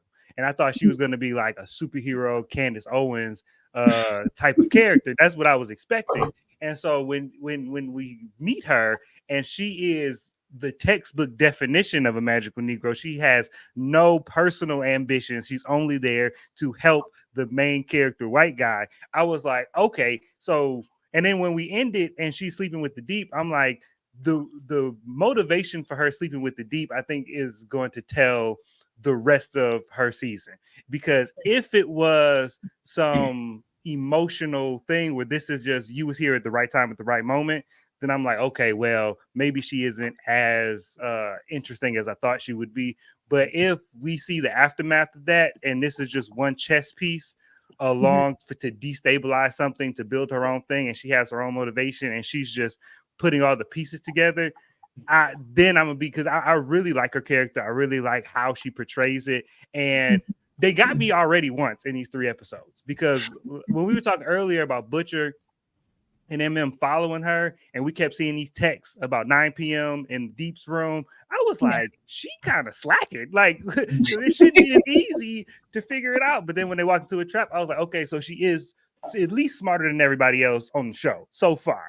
And so if we see her putting, because I know Elliot talked about how they're supposed to be like, what if Lex Luthor and Superman work together? And I'm hoping that that's just like the facade, and she's really Ozymandias from The Watchmen.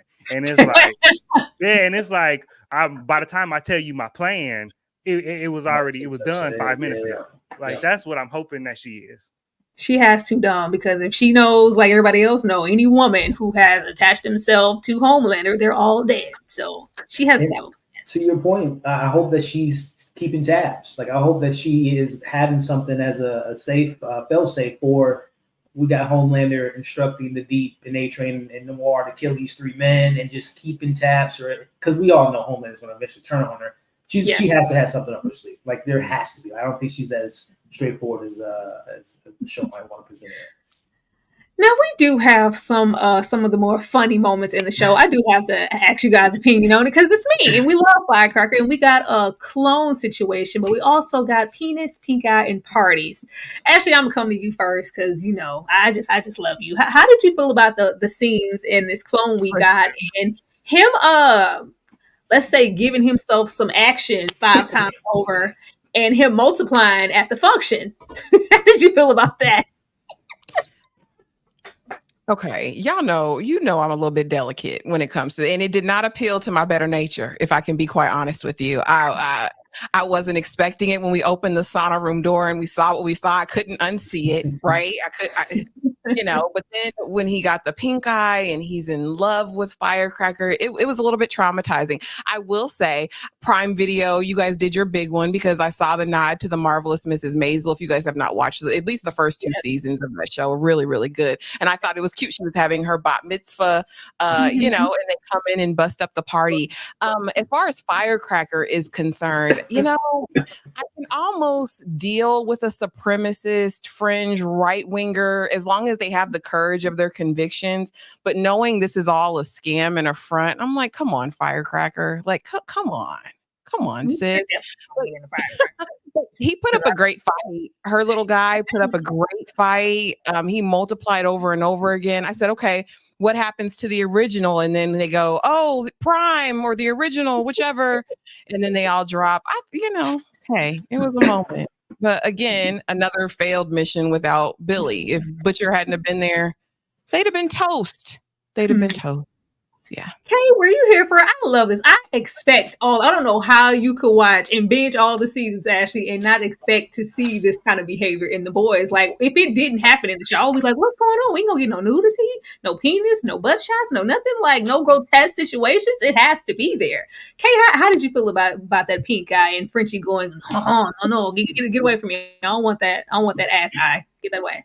And then they just kept multiplying it. Like it wasn't enough to show it to us one time. They kept showing it. He's just like naked 50 times. Just over and over. And it's just Frontal. like the boys is like, I want to tell you a good story in the cringiest way possible. You're going to be entertained and grossed out at the same time. And as much as like I want to look away, you can't, because it's like I want to know what's going on in the story, but do I gotta see this part of the story to get the whole story? This is crazy. And I mean, I love that we get different variants of people that have like the compound V in their system, and sometimes we got to get the bottom of the barrel.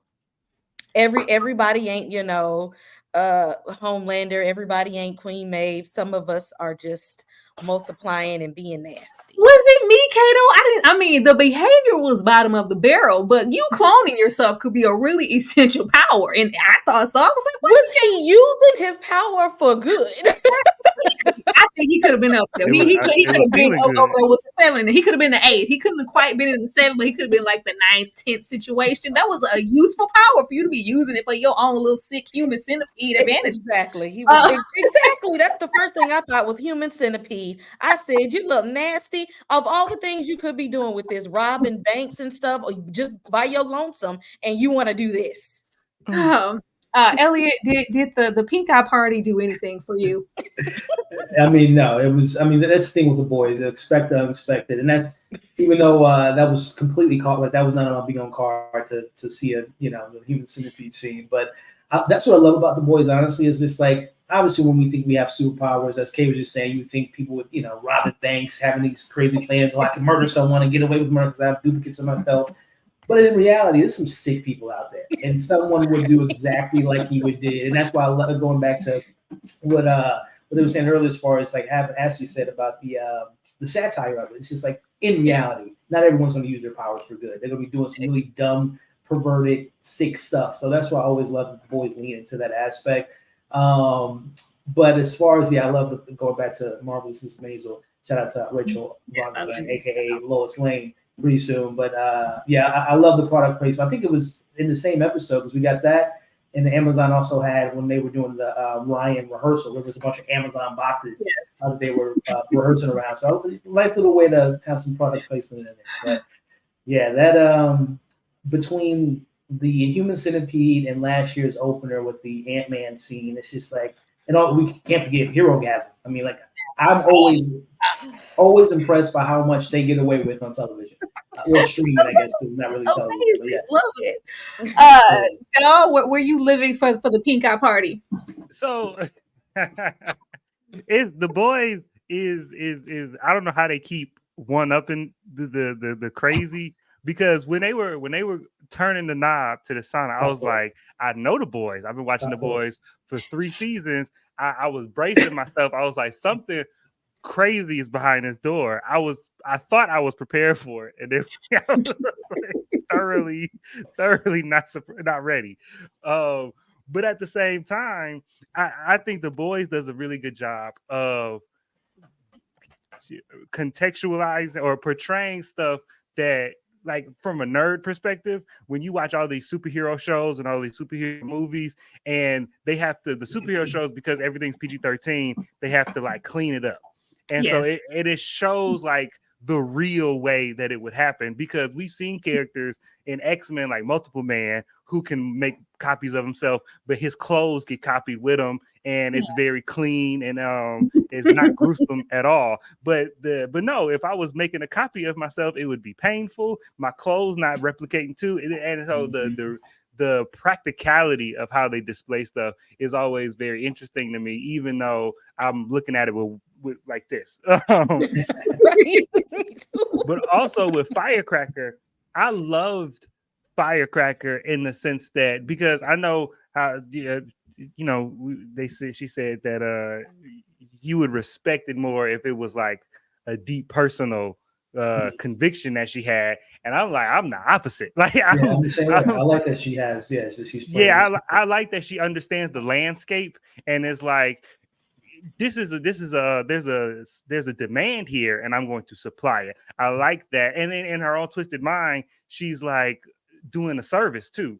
And it honestly put me in the mind of I was on HBO Max watching the Alex Jones documentary, and you find out, and I'm, we're not gonna get too deep into politics, but just the documentary was talking about how Alex Jones really didn't care about what he was saying. He was just trying to put on a show. He was just trying to put on a good show, and everybody else was taking it so deep to heart. But he was like, if the check clears, I'm gonna say it. You know what I'm saying? So and Firecracker makes sense, because if you're the Starlight side of things, that's not the most lucrative way to go. If you're, sunshine and hope and inspiration, that might be the moral way to go, but that's not always the most lucrative way to go. But if you play on people's base emotions, then it's some money there. And so them portraying that, I thought was really cool. And they made me like Firecracker more than if she really believed all of this stuff. Kay, how do you feel about the rivalry and the whole thing with Starlight and it going back to childhood? Like, I did want there to be a stronger tie-in as to why she had so much hatred towards, Starlight, and not her holding on to some childhood vendetta. But I can get into it. How did you feel about that, Kay? I was like, if Starlight don't tighten up, you really of all people, Firecracker powers ain't even all that. First of all, they're really not. And then she be out here spewing a whole bunch of nothing. And as much as Starlight has been through the things she's been through, and then she comes in and just tears her all the way down. Like her bully shows up, and she forgets that she's a superhero. She forgets that she's very powerful. She forgets that she's fought a lot of monsters along the way. She's held her own. She had to go through the deep just to get to the 7. And then this lady has you backing down and all in your feelings and stuff of all the soups. This one, girl, Starlight, get it together. Please tighten up. Okay, thank you, Kay, because I be thinking it's just me. I think it's just me, because that was one of the things that took me. I was like, I'm expecting a little bit more fight out of Starlight, not only, and I even have her slide like on the very tail end of everything, because Starlight was just, I can maybe try to get more into her. I'm January, I'm Annie January. I'm like, girl, you are Starlight. Like, let's get into that, reclaim it, and do what you have to do. Her trying to reframe, and we know why she is, but no longer want to be with the Starlight persona, and this Firecracker just coming along and spewing out, oh, remember when you said this when we were 12? And I was like, you're Starlight, girl. What are you doing? She's kind of regressing back into the timid, I'm just going in that we met her as. And I kind of expected a little bit more. Ashley, what about you? Yeah, that childhood stuff that you never heal from can come back and bite you. And I think it was kind of eye-opening to see that that's the character that Starlight had. Since we've met her in this series, she has been rainbows and sunshine. So kind of hearing that she didn't told the people that the girl was gang essayed and like... And that's why the judges voted for her. Like, it was so unhinged. I don't know. Maybe she was just remembering that part of herself. I don't think Starlight will stay in this place, though. I think that was temporary. I think that was just the first interaction. I see them coming toe to toe, and Starlight standing in who she is today. But I just think that reminder of how awful she was in the past probably was like a gut punch to her. You know what I mean? Like,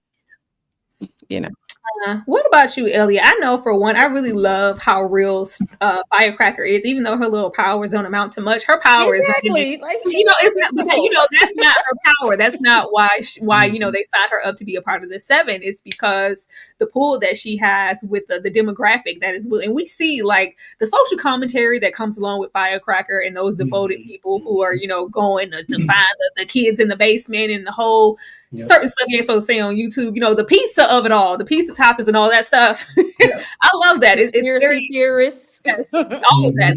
The truth seekers. It's very contemporary, and it feels very now. We know some Firecrackers, and it's like so real. So I love her character for that reason, and that's why they're bringing her into the 7.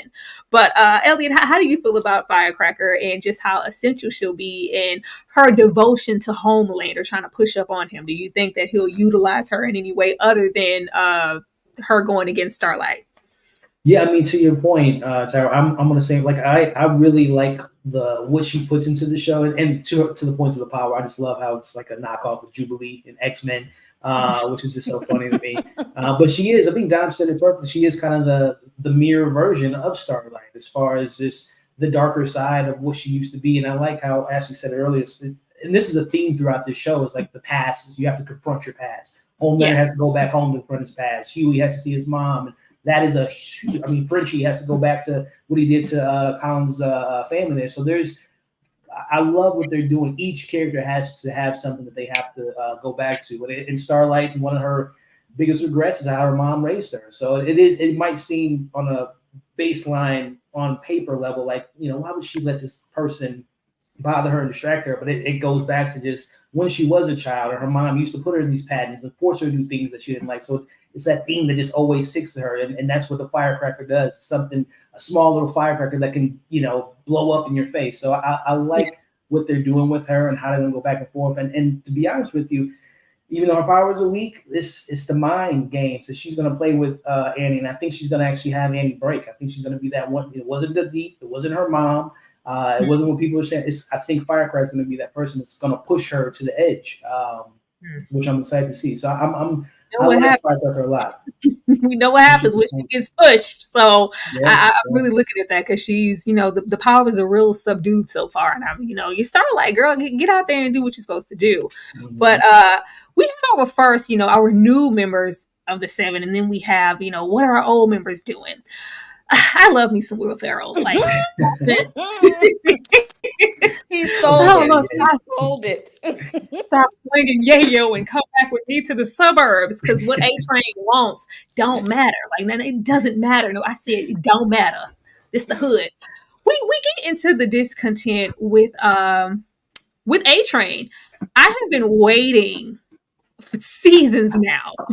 I am in no way familiar with any comics with the boys or anything, but from what I know, everybody says like the comments are really subpar in comparison to what they were able to do with the show. I have been waiting since season 1 for A Train's redemption. It's always kind of been present with his character to where it's just like everything that's going on around me with the 7 is unsettling, and it's not something I want to be a part of. And we see that kind of coming full circle now. Noir speaking is something I didn't know I needed. Noir to me, even though it's really different, I love the fact that it's the exact same actor in there. He's just getting a chance to speak, but he was really giving Deadpool for me. And what are my social cues? What am I supposed to be doing? Like, what is my motivation? Like, so we're just killed. Like, it's just very like we never heard you talk, and now we can't get you to shut up. That was different. And we have the Deep. Like, the Deep is just being the Deep. The way he never gets any character growth. Like, the moment I think he's just off being the Deep, there's not a whole lot there. Or I think he's probably going to be used by Sister Sage this season, and that'll be the Deep is always I can't even feel sorry for the Deep because he does too much. But we have A Train really wanting to get back into his roots and reconnect with his family and where he came from. Not only does he become an informant, but he also saves Huey in this episode. Dom, I'm going to come to you first. How do you feel about just the remaining old school 7 and just A Train's redemption overall? Okay, I'm gonna talk about the Deep first, and because I got something to say about A Train. A Train is my Deep. Like how y'all feel about the Deep, this is how I feel about A Train. But the Deep, I'm curious at this point to wonder why the Deep is still here. Like, but in the reality, because when his caged aquarium wife says, "Let's just go to the ocean. I got family that we can go stay with." I'm like, why not? Like, what's keeping you here in this position? Is it like a abusive relationship situation where you just kind of scared to go, or what is the anchor? To use a nautical reference, like I don't understand why Deep just doesn't just go. I didn't understand that.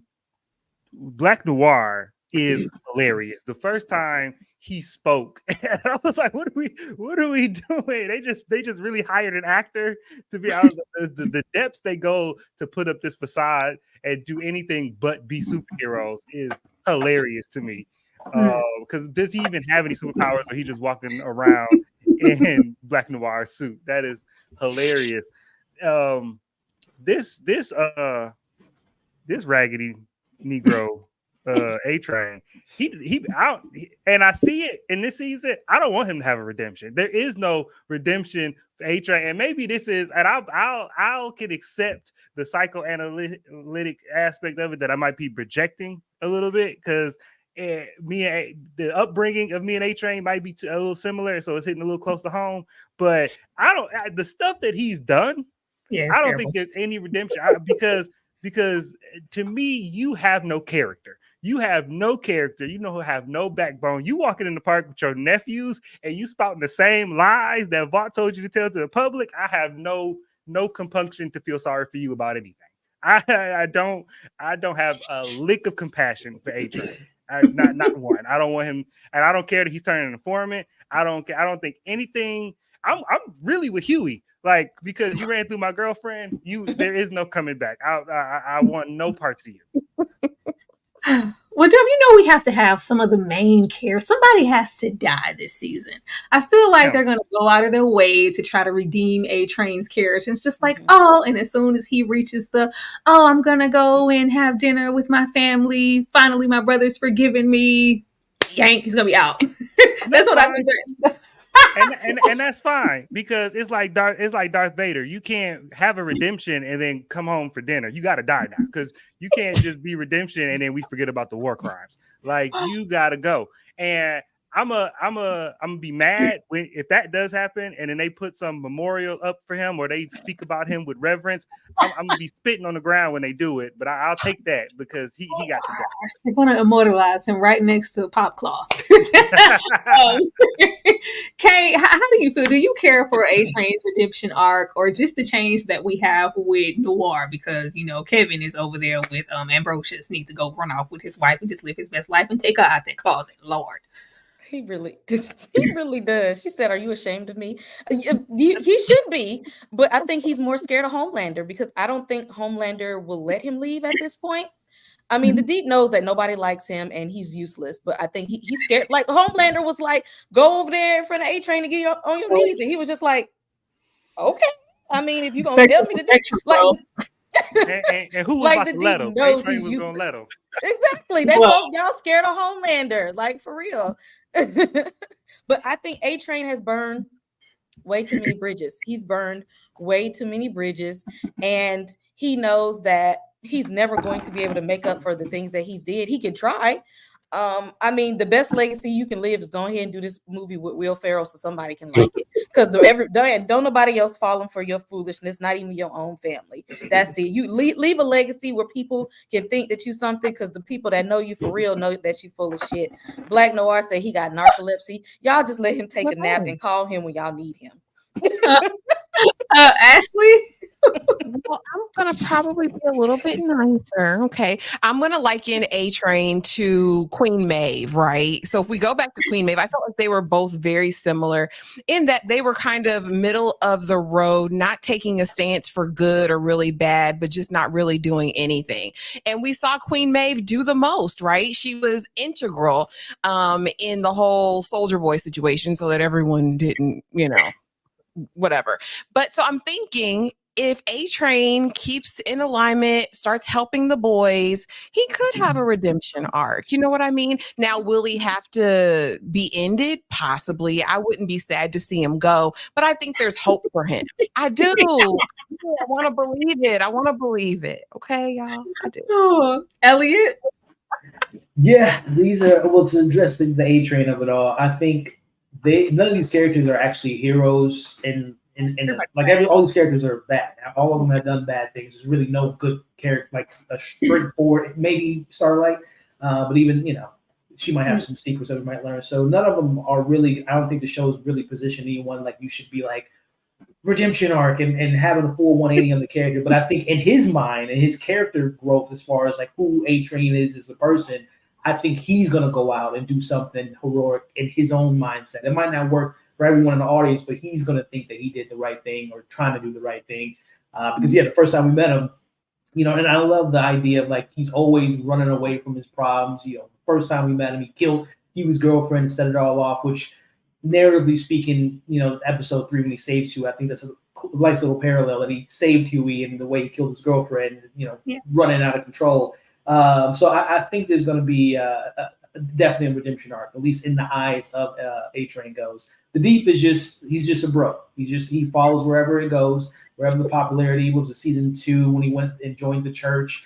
And so he just goes wherever it's the whole parody of Aquaman. No one takes Aquaman seriously, even though he probably is the most, besides Superman, the most powerful Justice League member, because he controls 80%. That's what I'm saying. The 80% of the world, 70% of the world is water. Like, he can literally destroy the world. So, but he never taps into his, that maybe going back to Sister Sage, maybe she's the one. Like, A-Train, do you know do you know what you're capable of doing? Do this. But I've always looked at him as just like a yes man. He just does literally whatever you says. And then Black Noir, I love, like you said, Tyra, that it's the same actor who hasn't spoken since day one. Now gets the opportunity to have fun, play with having new Black Noir talk.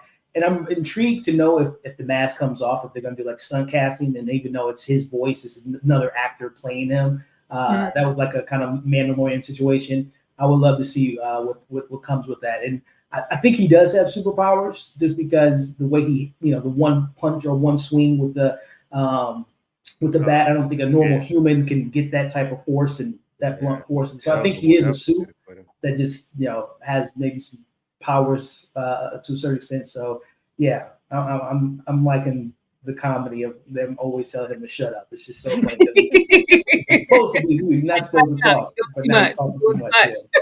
I like it. Oh, y'all, Huey's hurt.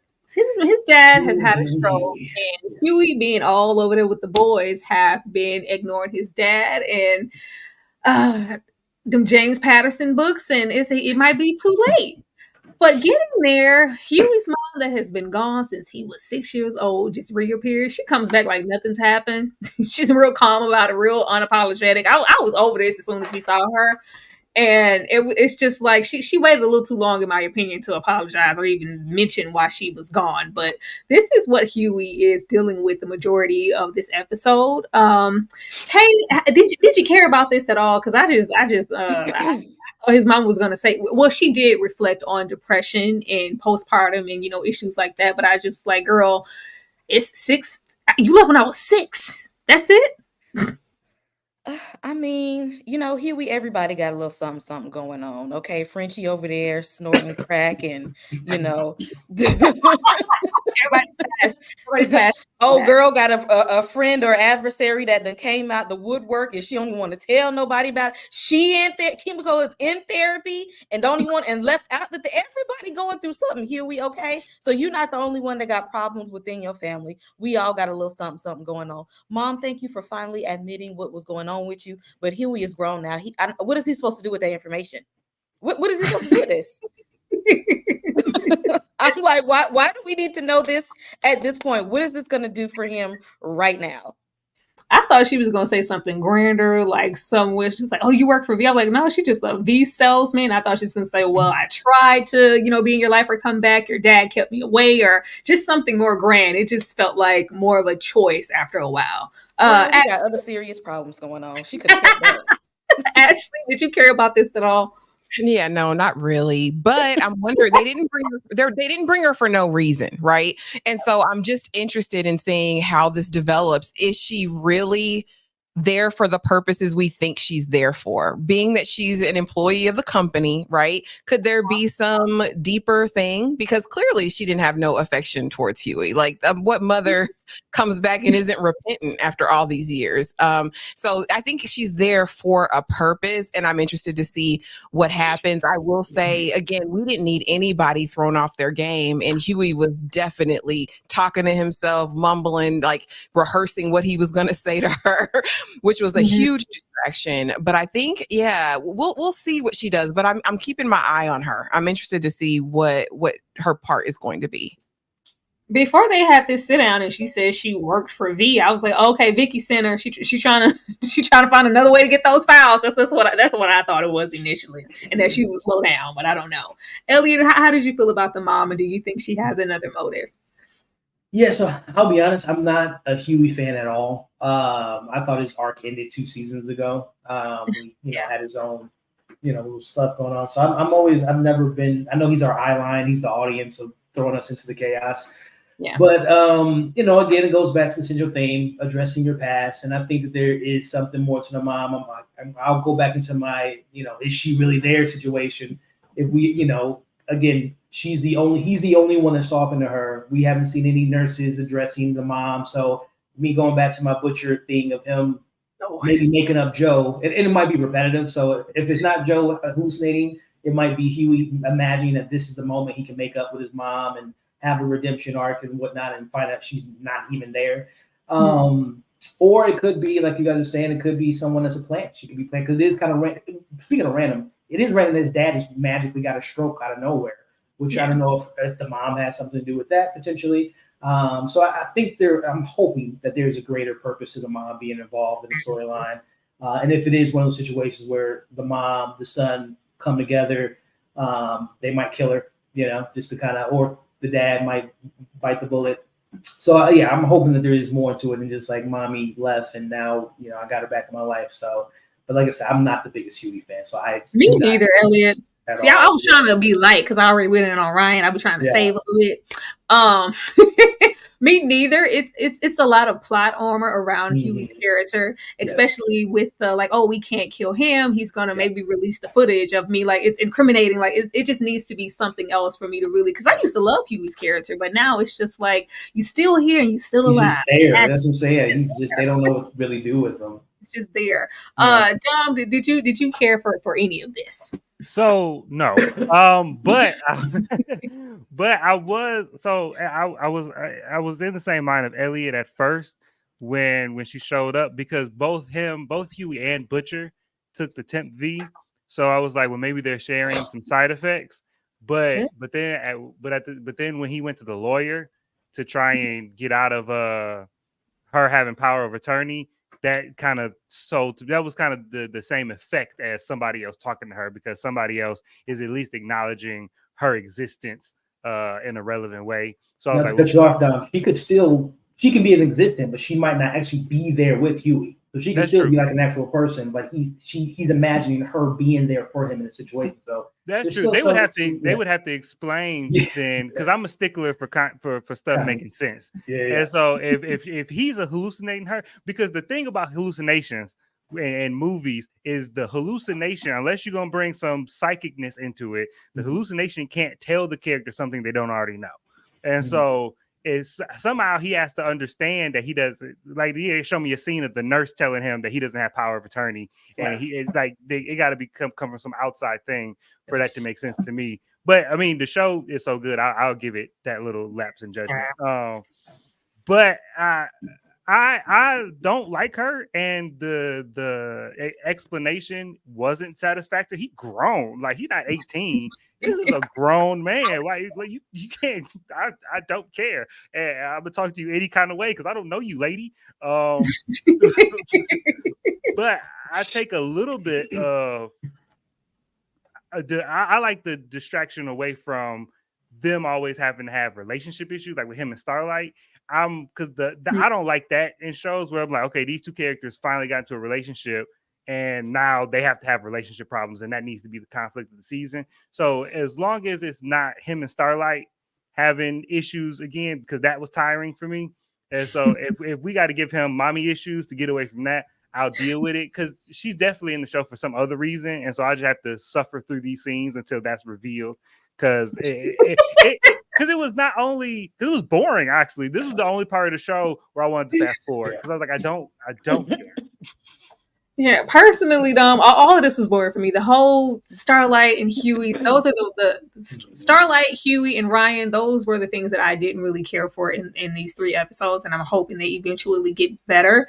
But I did like the themes of everything in the show is always political. So the agitators and killing Tom.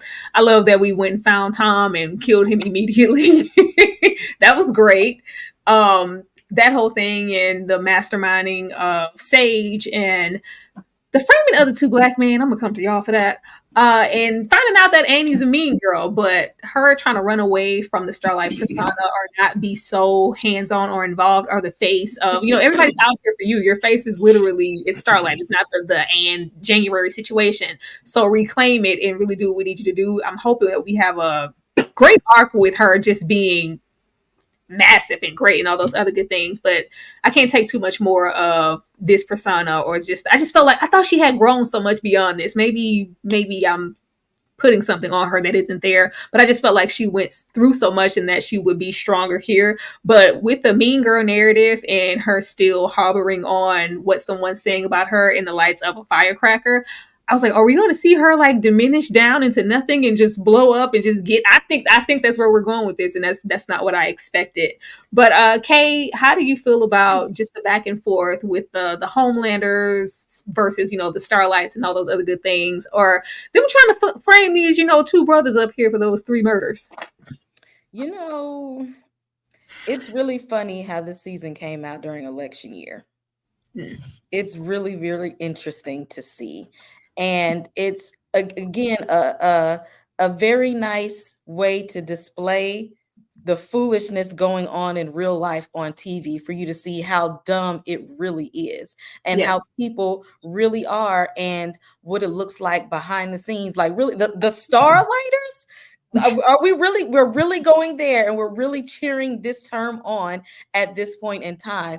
It's ridiculous. And I think that they know, like the boys know this is ridiculous, but at this point you got to do something because Homelander is always 2 steps ahead of y'all. They need to get in front of this. Like, how after all this time they're still smarter than everybody. Y'all need to get it together because they're literally beating them at this game and they're having to play catch up just to stay afloat. Ashley, how did you feel about these Democrats and these Republicans? No, I think you're absolutely right about what Starlight will have to do to really gain momentum and shift the tide. And it'll be all about reclaiming the symbol of her oppression, right? You're going to have to be Starlight. You're going to have to be it because that's who the people support. That's who the people that you have behind you that you can actually kind of equip to and ready them to go out and do your bidding. Unfortunately, we saw Sister Sage do some of her best work in this, not that I'm for framing 2 innocent Black men for anything, but Sister Sage kind of showed us in this episode her prowess, right? Like, okay, this is what I can do. We're going to construct this. We're going to do, because when I saw Mr. Beefcake, that's what I'm coining Mother's Milk's ex-wife's ex-husband now, I guess, right? I'm calling it Mr. Beefcake because clearly that's what kept her coming back for more. The ladies love the beefcake, okay? And so when he went in there, I really didn't know what to expect, right? With the super fans. I'm like, oh, look at, she's got Homelander meeting his fans. They're going to get up on the dais and he's going to introduce them to the crowd. I had no clue. But when he said, that you would be willing to give your lives and be martyrs for the cause. And they're like, huh? Like, say what? It was strategic. It's what a lot of conspiracy theorists believe happens in real life. Again, a perfect example of satire. I mean, and art, I guess, mirroring real life. I mean, we've seen it time and time before. Innocent men being framed, convicted, sent to the electric chair for crimes they didn't commit. Now, how they placed it and it being a Black woman that masterminded this whole thing, that's kind of the part that makes me feel a little bit icky. But, it is what it is. We're learning, we're growing. There's going to be a reveal at some point, right, of why she's doing the things that she's doing. But, we'll see. It better be. Dom. When this was crazy. When I was in college and a crime would happen, they would send out emails like alerts of the crime, and it got to a point because I went to a PWI, so it got to a point where all the other guys that look like me, we would start to joke that, like, look, when these come out, we just gonna stay inside because we always fit the description. We always fit the description, and it's always us, so we just gonna stay inside tonight. That's how I felt here. It was like it is easy to just put these people on screen and people are going to eat it up, and it's going to kind of be easily digested because that's kind of what the public already is conditioned to expect. So, and that just goes right down. To me, it didn't even stand out as like a notable part of the scene to me because it was just such a natural way to go. Like, of course they, that's what they do. Cause why? Who else are you going to put it on? but with Starlight, I think that this is legitimately where the show's going to go, because the boys up until now have been trying to fight in the shadows. They've been trying to match. Like last season, it was all about like leveling the playing field from a physical standpoint, like with technology and everything, and that didn't work. So now I think they're going to understand that they need to level the playing field politically, and that's where Vought, that's where the Seven are weak at. If you can upend their political power, and at the end of this last episode, when Starlight, stepped back into the light, because it made sense that she would regress a little bit, because from the time that her mom was over her, putting her in pageants, all the way up until when she left the Seven, she was being forced into the spotlight. And she didn't really want the attention. She was in it for altruistic reasons. She wanted to be a hero. And so she finally got to the mountaintop, and it was nothing. It was everything but that. And so so she went away and went to the opposite extreme. And I think now she's going to be like, okay, I can be a hero, just not in the way I thought I was going to be when I was a kid. And so I think that she's going to step into this role as the head of this movement. And now they're going to start gaining political power and changing public opinion. And I think that Starlight might hopefully get to a position where she's elevated enough, where she's on the same level as the opposition, like where with like the Stan Edgars and all of that, where she actually is a force, where she can get on TV and like make something shake because she has so much back in her. That's where I'm hoping it goes. Because to me, that would give Annie's character some depth to it.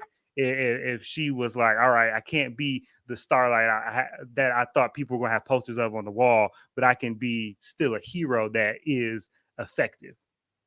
That's all I want, Dom. That's all I want. Elliot?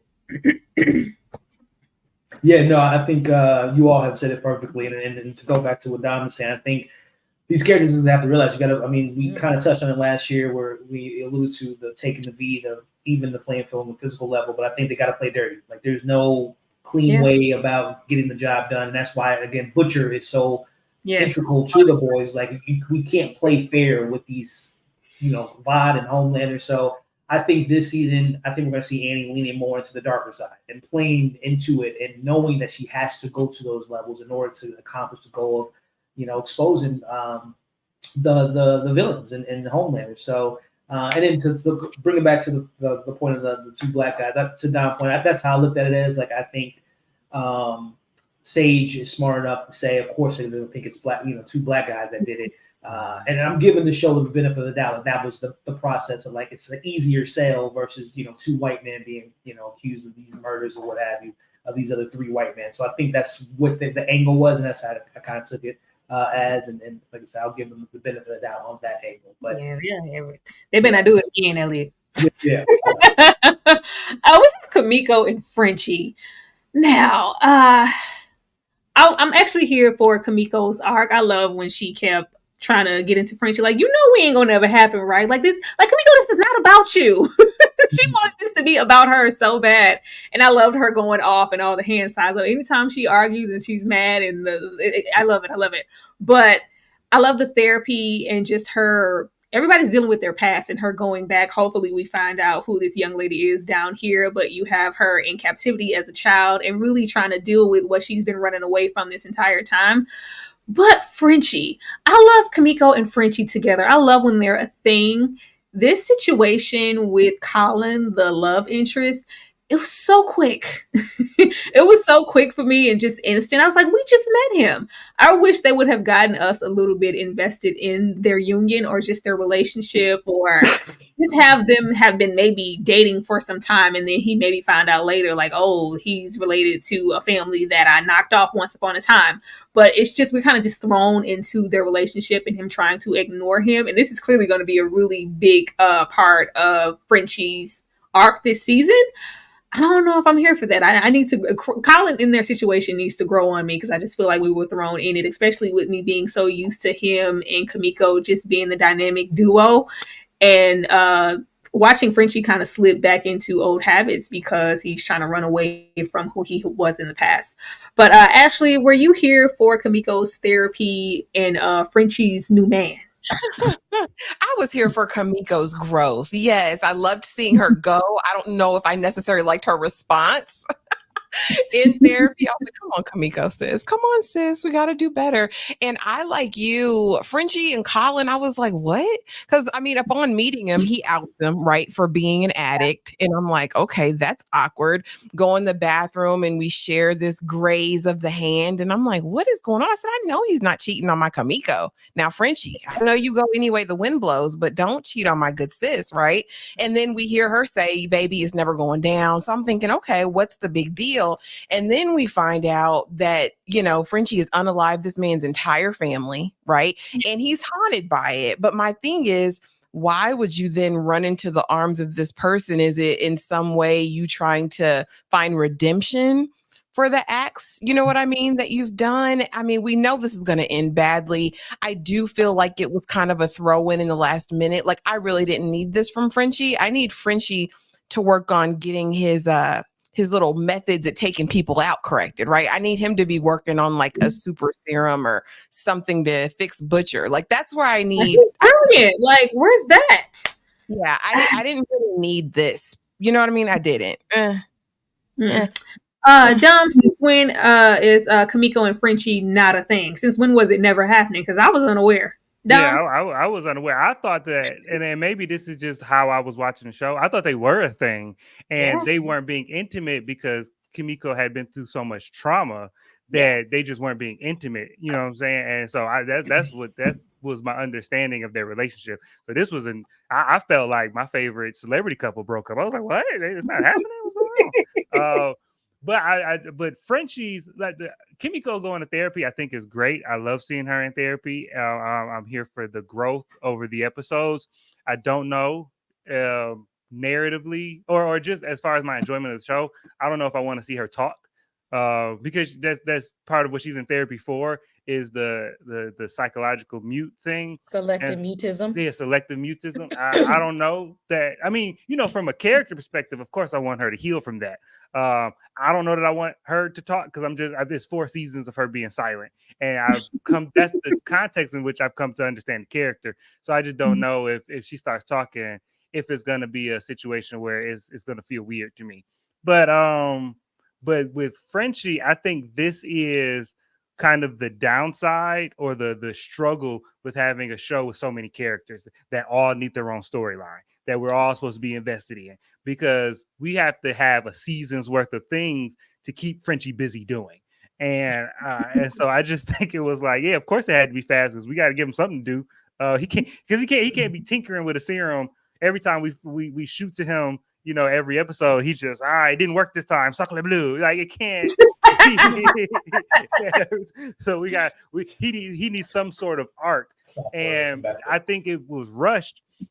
I mean, I think that's why it feels rushed, because I don't know if anybody's watched the Falcon and Winter Soldier show that was on Disney Plus, and where they did a similar thing with the Winter Soldier, where he was, we would see him continually go sit down with this old man. And it was in the beginning, it seemed like a very cool and heartwarming relationship because, you know, Bucky's from the 40s. So, of course, he would, you know, naturally gravitate to this older man because they are similar interests and background. So that made sense. And then towards the end, you find out, no, this is more of a redemptive thing for him, or a penance thing for him, because when he was the Winter Soldier, he killed this man's grandson, or this man's son. And so that, to me, that arc and the way they did that was better because it was a season-long thing. And so we built up the emotion and then got the bomb dropped on us, and it was delivered a little bit better. This was kind of quick. And I mean, maybe they are going to extend it and it's going to be something else later on, but I just think it's you got a team, you got 12 people on the show that all need their own arc. We got to give Frenchie something to do. I mean, yeah, and as far as giving Frenchie something to do, I would have been here for him, you know, going on this escapade with Kamiko in these ventures, because clearly with the young lady, this is something that's going to be ongoing. Kamiko still hasn't said, you know, oh, this is that person, but clearly she has history. She's trying to redeem situations with her brother, give give the children freedom fighters, give them some notoriety and a stage, and just really go back to what she's been running away from. I could have been here for Frenchie. You know, they've always been like this on everything else. So why, separate them now and give him a love interest? Elliot, were you here for Colin? Yeah, I 100% am with Dom. I've always felt like a show like this with an ensemble cast, and this is why I'm so glad that the next season's the last.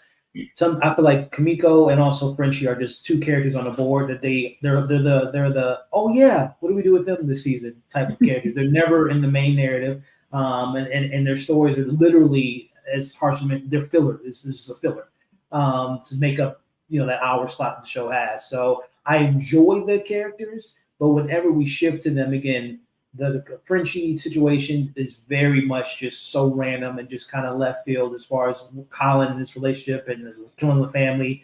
It's just, again, I don't know what growth we've had with Frenchie since we first met the character. I would be even okay with him being elsewhere in another country and pops up every other couple episodes versus every episode we have to cut to Frenchie, cut to. So to me, again, I like these actors, I like the characters, but they are 100% the definition of like filler.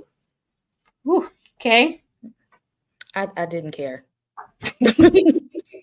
I don't. I'm like, Frenchie, after all we've been through, we're gonna go back to using drugs. After all we've been through. And Kimiko, after all the progress you made, we're walking out of therapy now. It's like these characters, after all they've been through, they're regressing.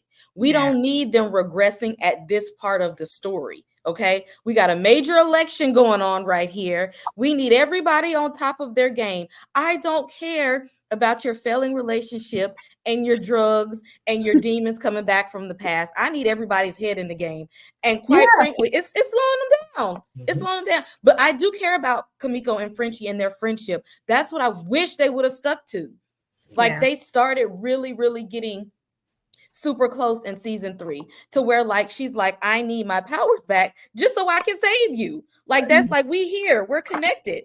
And then now all of a sudden when we're like, wrapping our arms around this friendship here, this is what we want to see. Now the friendship is falling apart because they got other stuff going on. We don't care about the other stuff going on. We need them to be friends. Give us the part that we want to see is their friendship. That's what I want to see. Put them together. I don't care about the other stuff going on unless they're gonna be best friends again. Come on, Carol and Daryl. That's what they're doing once again with them, not Carol and Daryl, child. That's what they're doing with them not, having anything to do. Like, let's just make them regress and tear them apart to build them back up again. Like that's what they're gonna be doing. I just feel like they maybe would have a stronger purpose. Like you don't really have to even create anything for them to do. Like everybody here serves a purpose. Have them do that thing and do that thing well in the group, and let's move on. Like it doesn't have to be, because the Colin situation just took me out. I was like, I thought Kimiko and Frenchie were always a thing. What is this? Like that was kind of left field for me. Did any of us, I guess not to go back to, did any of us theorize who that girl is? I mean, we know it's from her past, but like, is it a sister, a cousin? I definitely a family member to me. I was like, we've already met her brother. Wasn't that guy her brother before? I was like, another sibling with some, but then she only used a knife, so maybe she doesn't have powers. I don't know. She seems strong though, but I think she did a weapon when they fought. If it was a relative, I don't think Kimiko would have allowed her to run away. I think it would have been just as intense as when she first saw her brother. I think it's just maybe somebody she's familiar with from wherever she's having these flashbacks at. Okay. But just throwing that out there because I'm hoping that this is where we finally have Homelander really do one of those visions where it's like, oh, I really would love to do this to these toys, these underlings, these humans. I would love to fry and laser beam everybody in this crowd. And then it's just like, oh, like I was just thinking about it.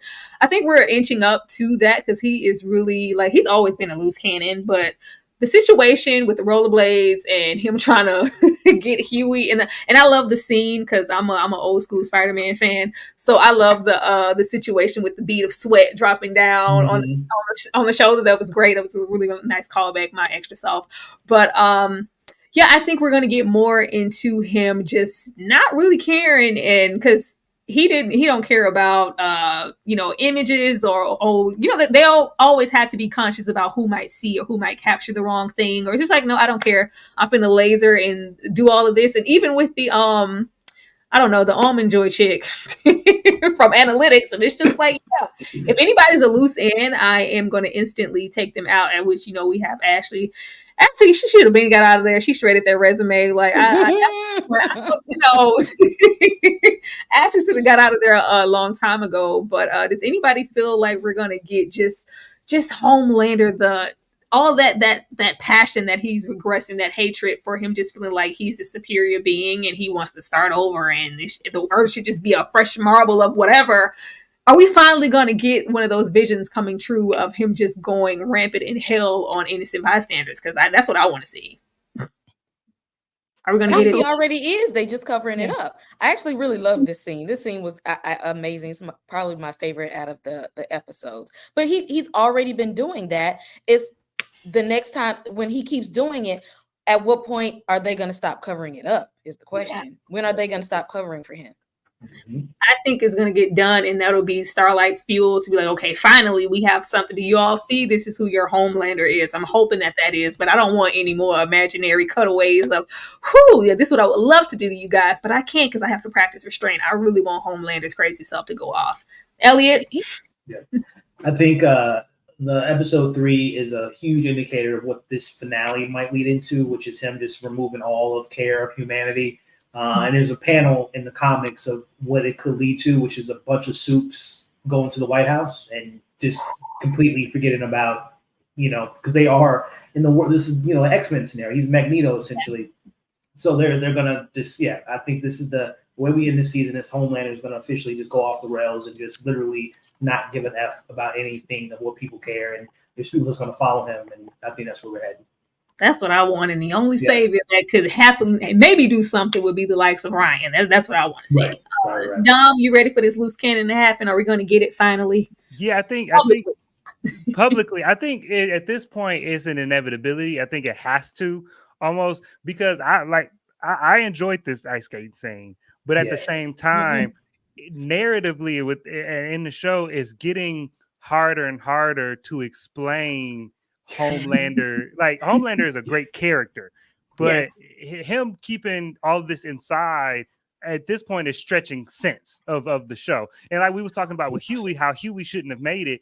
Huey, up until this point, we've had other reasons why, okay, I can't kill him because I want to kill him, but I can't. I want to kill him, but I can't. Because we knew that if Homelander wanted to kill you, that's it. Mm-hmm. So to me, the ice skating scene was like, nah, because if Homelander wanted you dead, Huey not making it. I love the sweat scene too, because it immediately put me in the mind of Spider-Man. But at the same time, you got the sweat, right? But this huge air duct that he crawling around, you can't figure out where he went. Right. To me, it's stretching the plausible deniability of the show. When you keep having to jump through hoops to keep these people alive. So you either gonna have to let him kill Huey, you know what I'm saying, or just not put him in these situations anymore. But I do think we're building, because this is just this was just episode 3, and Vault on Ice is over with. And so I think that now, we're building to and I'm not confident that it's going to be the season finale. I think that's what we would expect. But I think something as public like the courtroom scene, I think something like that might happen towards the middle of the season, and it'll shock us. But it's coming. I hope so. Ashley? Yeah, I'm inclined to believe that the stage is being perfectly set, right? For him to operate carte blanche as he wants. He's just been acquitted, right? He's got the people on his side. He's got the soups in fear, right? I think it's going to be time for a display. If their plan goes according to plan and Newman becomes president and, gets rid of all of the soup, intelligence services and all of that, we're going to see a spectacle. And I'm inclined to believe that it'll be maybe mid to late in the season, but I'm with Dom. I don't think they'll necessarily wait for the finale because I think we'll have to deal with the aftermath of it. I think they'll want us to see that. But yeah, absolutely. And they set the stage really in season 3, because when he took out that man who threw the can at Ryan or hit Ryan with the can and everyone started. Yeah. I was like, oh, here we go. Here we go. He's just going to start doing his thing indiscriminately and on a large scale. So, yeah, I definitely. hope so, because there's absolutely nobody for him to answer to now. It's just he can pretty much do whatever the hell he wants to, and I can't wait until it happens. Hopefully sooner. The reason I think it's going to be the finale because I know that Gen V's coming out next year, and I don't think that they want to I think they want to do what that Gen V did, which was hand off the boys and the boys hand off to Gen V. So I do think there is going to be something that's going to make us like hold off on that particular storyline because we got that virus out there again from Gen V. I think that virus will get loose and then pivot into what's going to be the results into Gen V, and then whatever happens at the end of Gen V season 2 will be the finale of the boys. And see, if this is just my this is my guesstimation, but if I think we know that the Gen V virus is going to come into play, but I think that's what's going to set him off. I think that they're going to use the virus as an assassination attempt on Homelander. It's not going to work, and now it's over with. Now because we've just been talking about how his mortality is on the forefront of his mind. And if you get close to taking it from him and he come back, it's over with. It's Homelander Unchained at this point. and so you might be right. It might be. I'd be curious if it is the finale. If that happens and it is the finale, I would be curious how Gen V, in the context of like the college and the kids, would operate under a world where Homelander is on the loose for real. That would make me more excited to watch Gen V. Yeah, I want to be more invested in Gen V overall. I love Gen V, but naturally, this is one of the shows. Like, I love this show, but I feel like this should have ended like at season 3. Like, this is not a show that can, when you get more into that plausible deniability, there's only so far that we can stretch this narrative. So if we can, lend it over to Gen V, because I thought Gen V was really, really amazing. So I'm expecting that. And then just with Homelander, he's talking to himself in that mirror again. He hasn't done this in a while. Really reflecting on those inner thoughts and demons that he tries to stray from. So something is about to take over with his character, and I can't wait to see that. And we're going to get, I guess, some more history with Homelander, because we end off this episode with him saying it's time for him to go home and really deal with some things. Now, we went home before, but it was more for optics in that one episode at one time. But this is him really venturing into things that he hasn't dealt with. And I love that everybody's dealing with their past, and I like Homelander dealing with his past more so than us trying to get to Kimiko and Frenchie, and this really serves purpose. So I'm interested in that. Ashley, what are you looking forward to with episode 4 of the show? Yikes. I don't even know what to look forward to, because what's going to happen, right? I want to know what home is going to look like, right? Because he was raised in a lab. I'm interested to see, the doctor is still living, right? The one who apologized for making him said, I did the worst. Is he still living? I think so. Anyway. They killed him. I think his head was the first. I was just gonna say, I think he got head popped. Yeah. Oh, I thought there was more than one doctor. Okay, maybe I'm wrong. Well, I'll be interested to see what he's even going to do there, right? Because the voices are telling him to go home. I'm interested to see what's going to happen with the baby. He went off on Ryan at the end of this episode, and so I'm interested to see, is that going to push him back into Billy's arms? Is he going to keep taking his little flights to go see him? I don't really care about Kimiko and Frenchie, what they got going on. Maybe Starlight will step into her greatness in this next episode. I'm just excited to see the story move forward. Like I said, I think we can still expect great things, and I'm hopeful. But I think I need a little bit more depth in the story this next episode, and maybe we get a greater reveal as far as Billy Butcher and moving towards, maybe he gets some hope and is like, there is a cure for me. You know what I mean? I need us to move somewhere. And as far as Sister Sage, I want to know what was up with the lobotomy tool, if that's what she does to relax her. I want conclusion to that. Like, I want I want to understand her methods for relaxation, if that's really what happened. Had to be some sleep with the deep. Okay. Exactly. For every superhero, they have a weakness. And so I would like to lean into what her weakness is, because there ain't no way in hell whatever plan I had would not lead to him. So I would definitely like to see what her weakness is. I need them to like, let's wrap up Huey and his tears. Let's wrap up Frenchie and his tears. Let's move it forward. You know you need the butcher. You got it. Let's worry about more about your child, less about the boys, because you ain't got it all together. Let's be a parent here, because your daughter is going off the rails at this point. Okay, do you want her to be on the far right? I mean, where are we going? Okay, he gonna see his daughter at a rally taking up the spot that old boy was at. So I need them to look to really, parent. Let Butcher gonna do what he do, and really keep an eye out for Jeffrey Dean Morgan, because he's not here for just nothing. He's probably got a whole thing going on that's gonna unravel this season, and I really want to see some of that, and some probably into some backstory with Butcher. I actually would be interested in the backstory of Butcher. I actually want to see that. I feel like we already got a lot of backstory with Butcher, though. Have we not? Yeah, From his childhood, but not for like his career as in like an adult, and what he was into before the boys. Like what got him to that, to be like this. We already know he's hard, but we know he was into some stuff. Like he's very organized and meticulous. How did he get that way? Where did he learn from? Who are his mentors? Okay, Dom. I do want to see some more Butcher, like how the monster was made. I think that they released these 3 episodes all at once for a reason. I'm hoping that because the slowest parts of the season were in these 3, that's why they gave them to us all at once. Oh, I hope so. So we can get that out the way, and now week to week we can kind of ramp it up, and so each episode will sustain us for the next week. That's what I'm hoping was the strategy behind that, because I think the next episode I think is, because I'm curious to see who all these characters are going to be once the past is dealt with. All these characters, when they come through this chrysalis, this cocoon, and they're fully realized, what is going to be the dynamic. And so I just think that it's going to be, I think each episode is going to be like, we're going to focus on one character, and it's going to be like, what are we doing in present day, and then the flashbacks of that one character.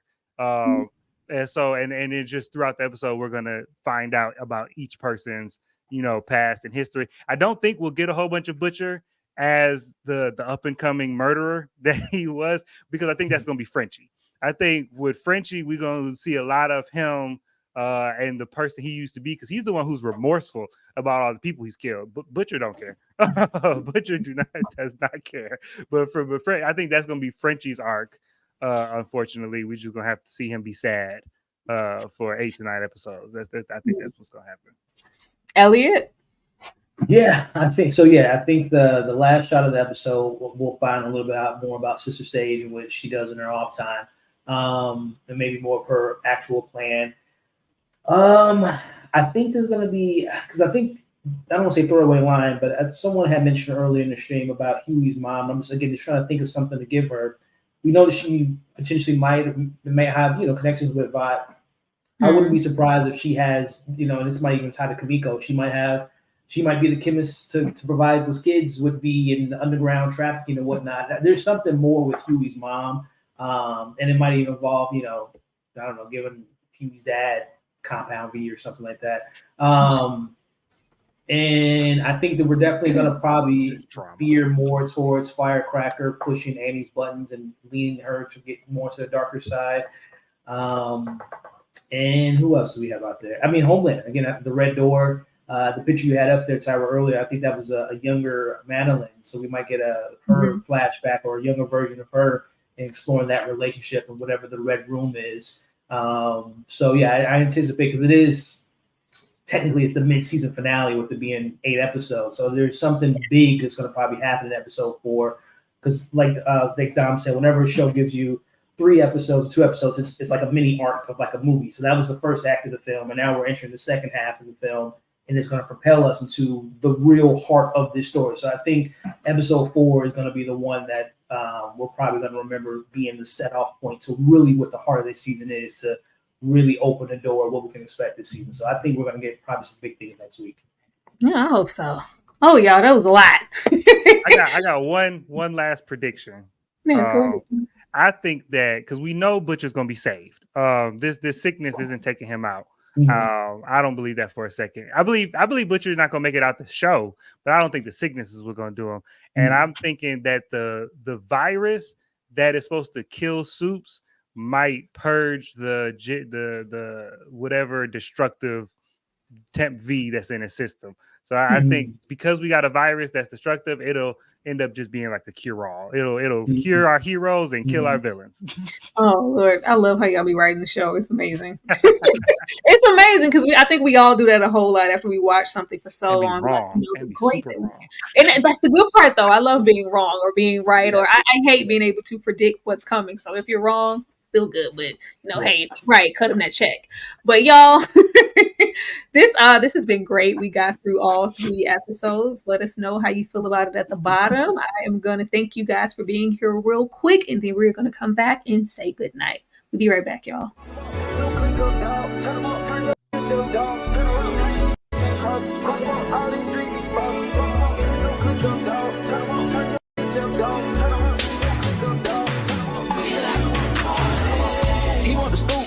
She want the tea.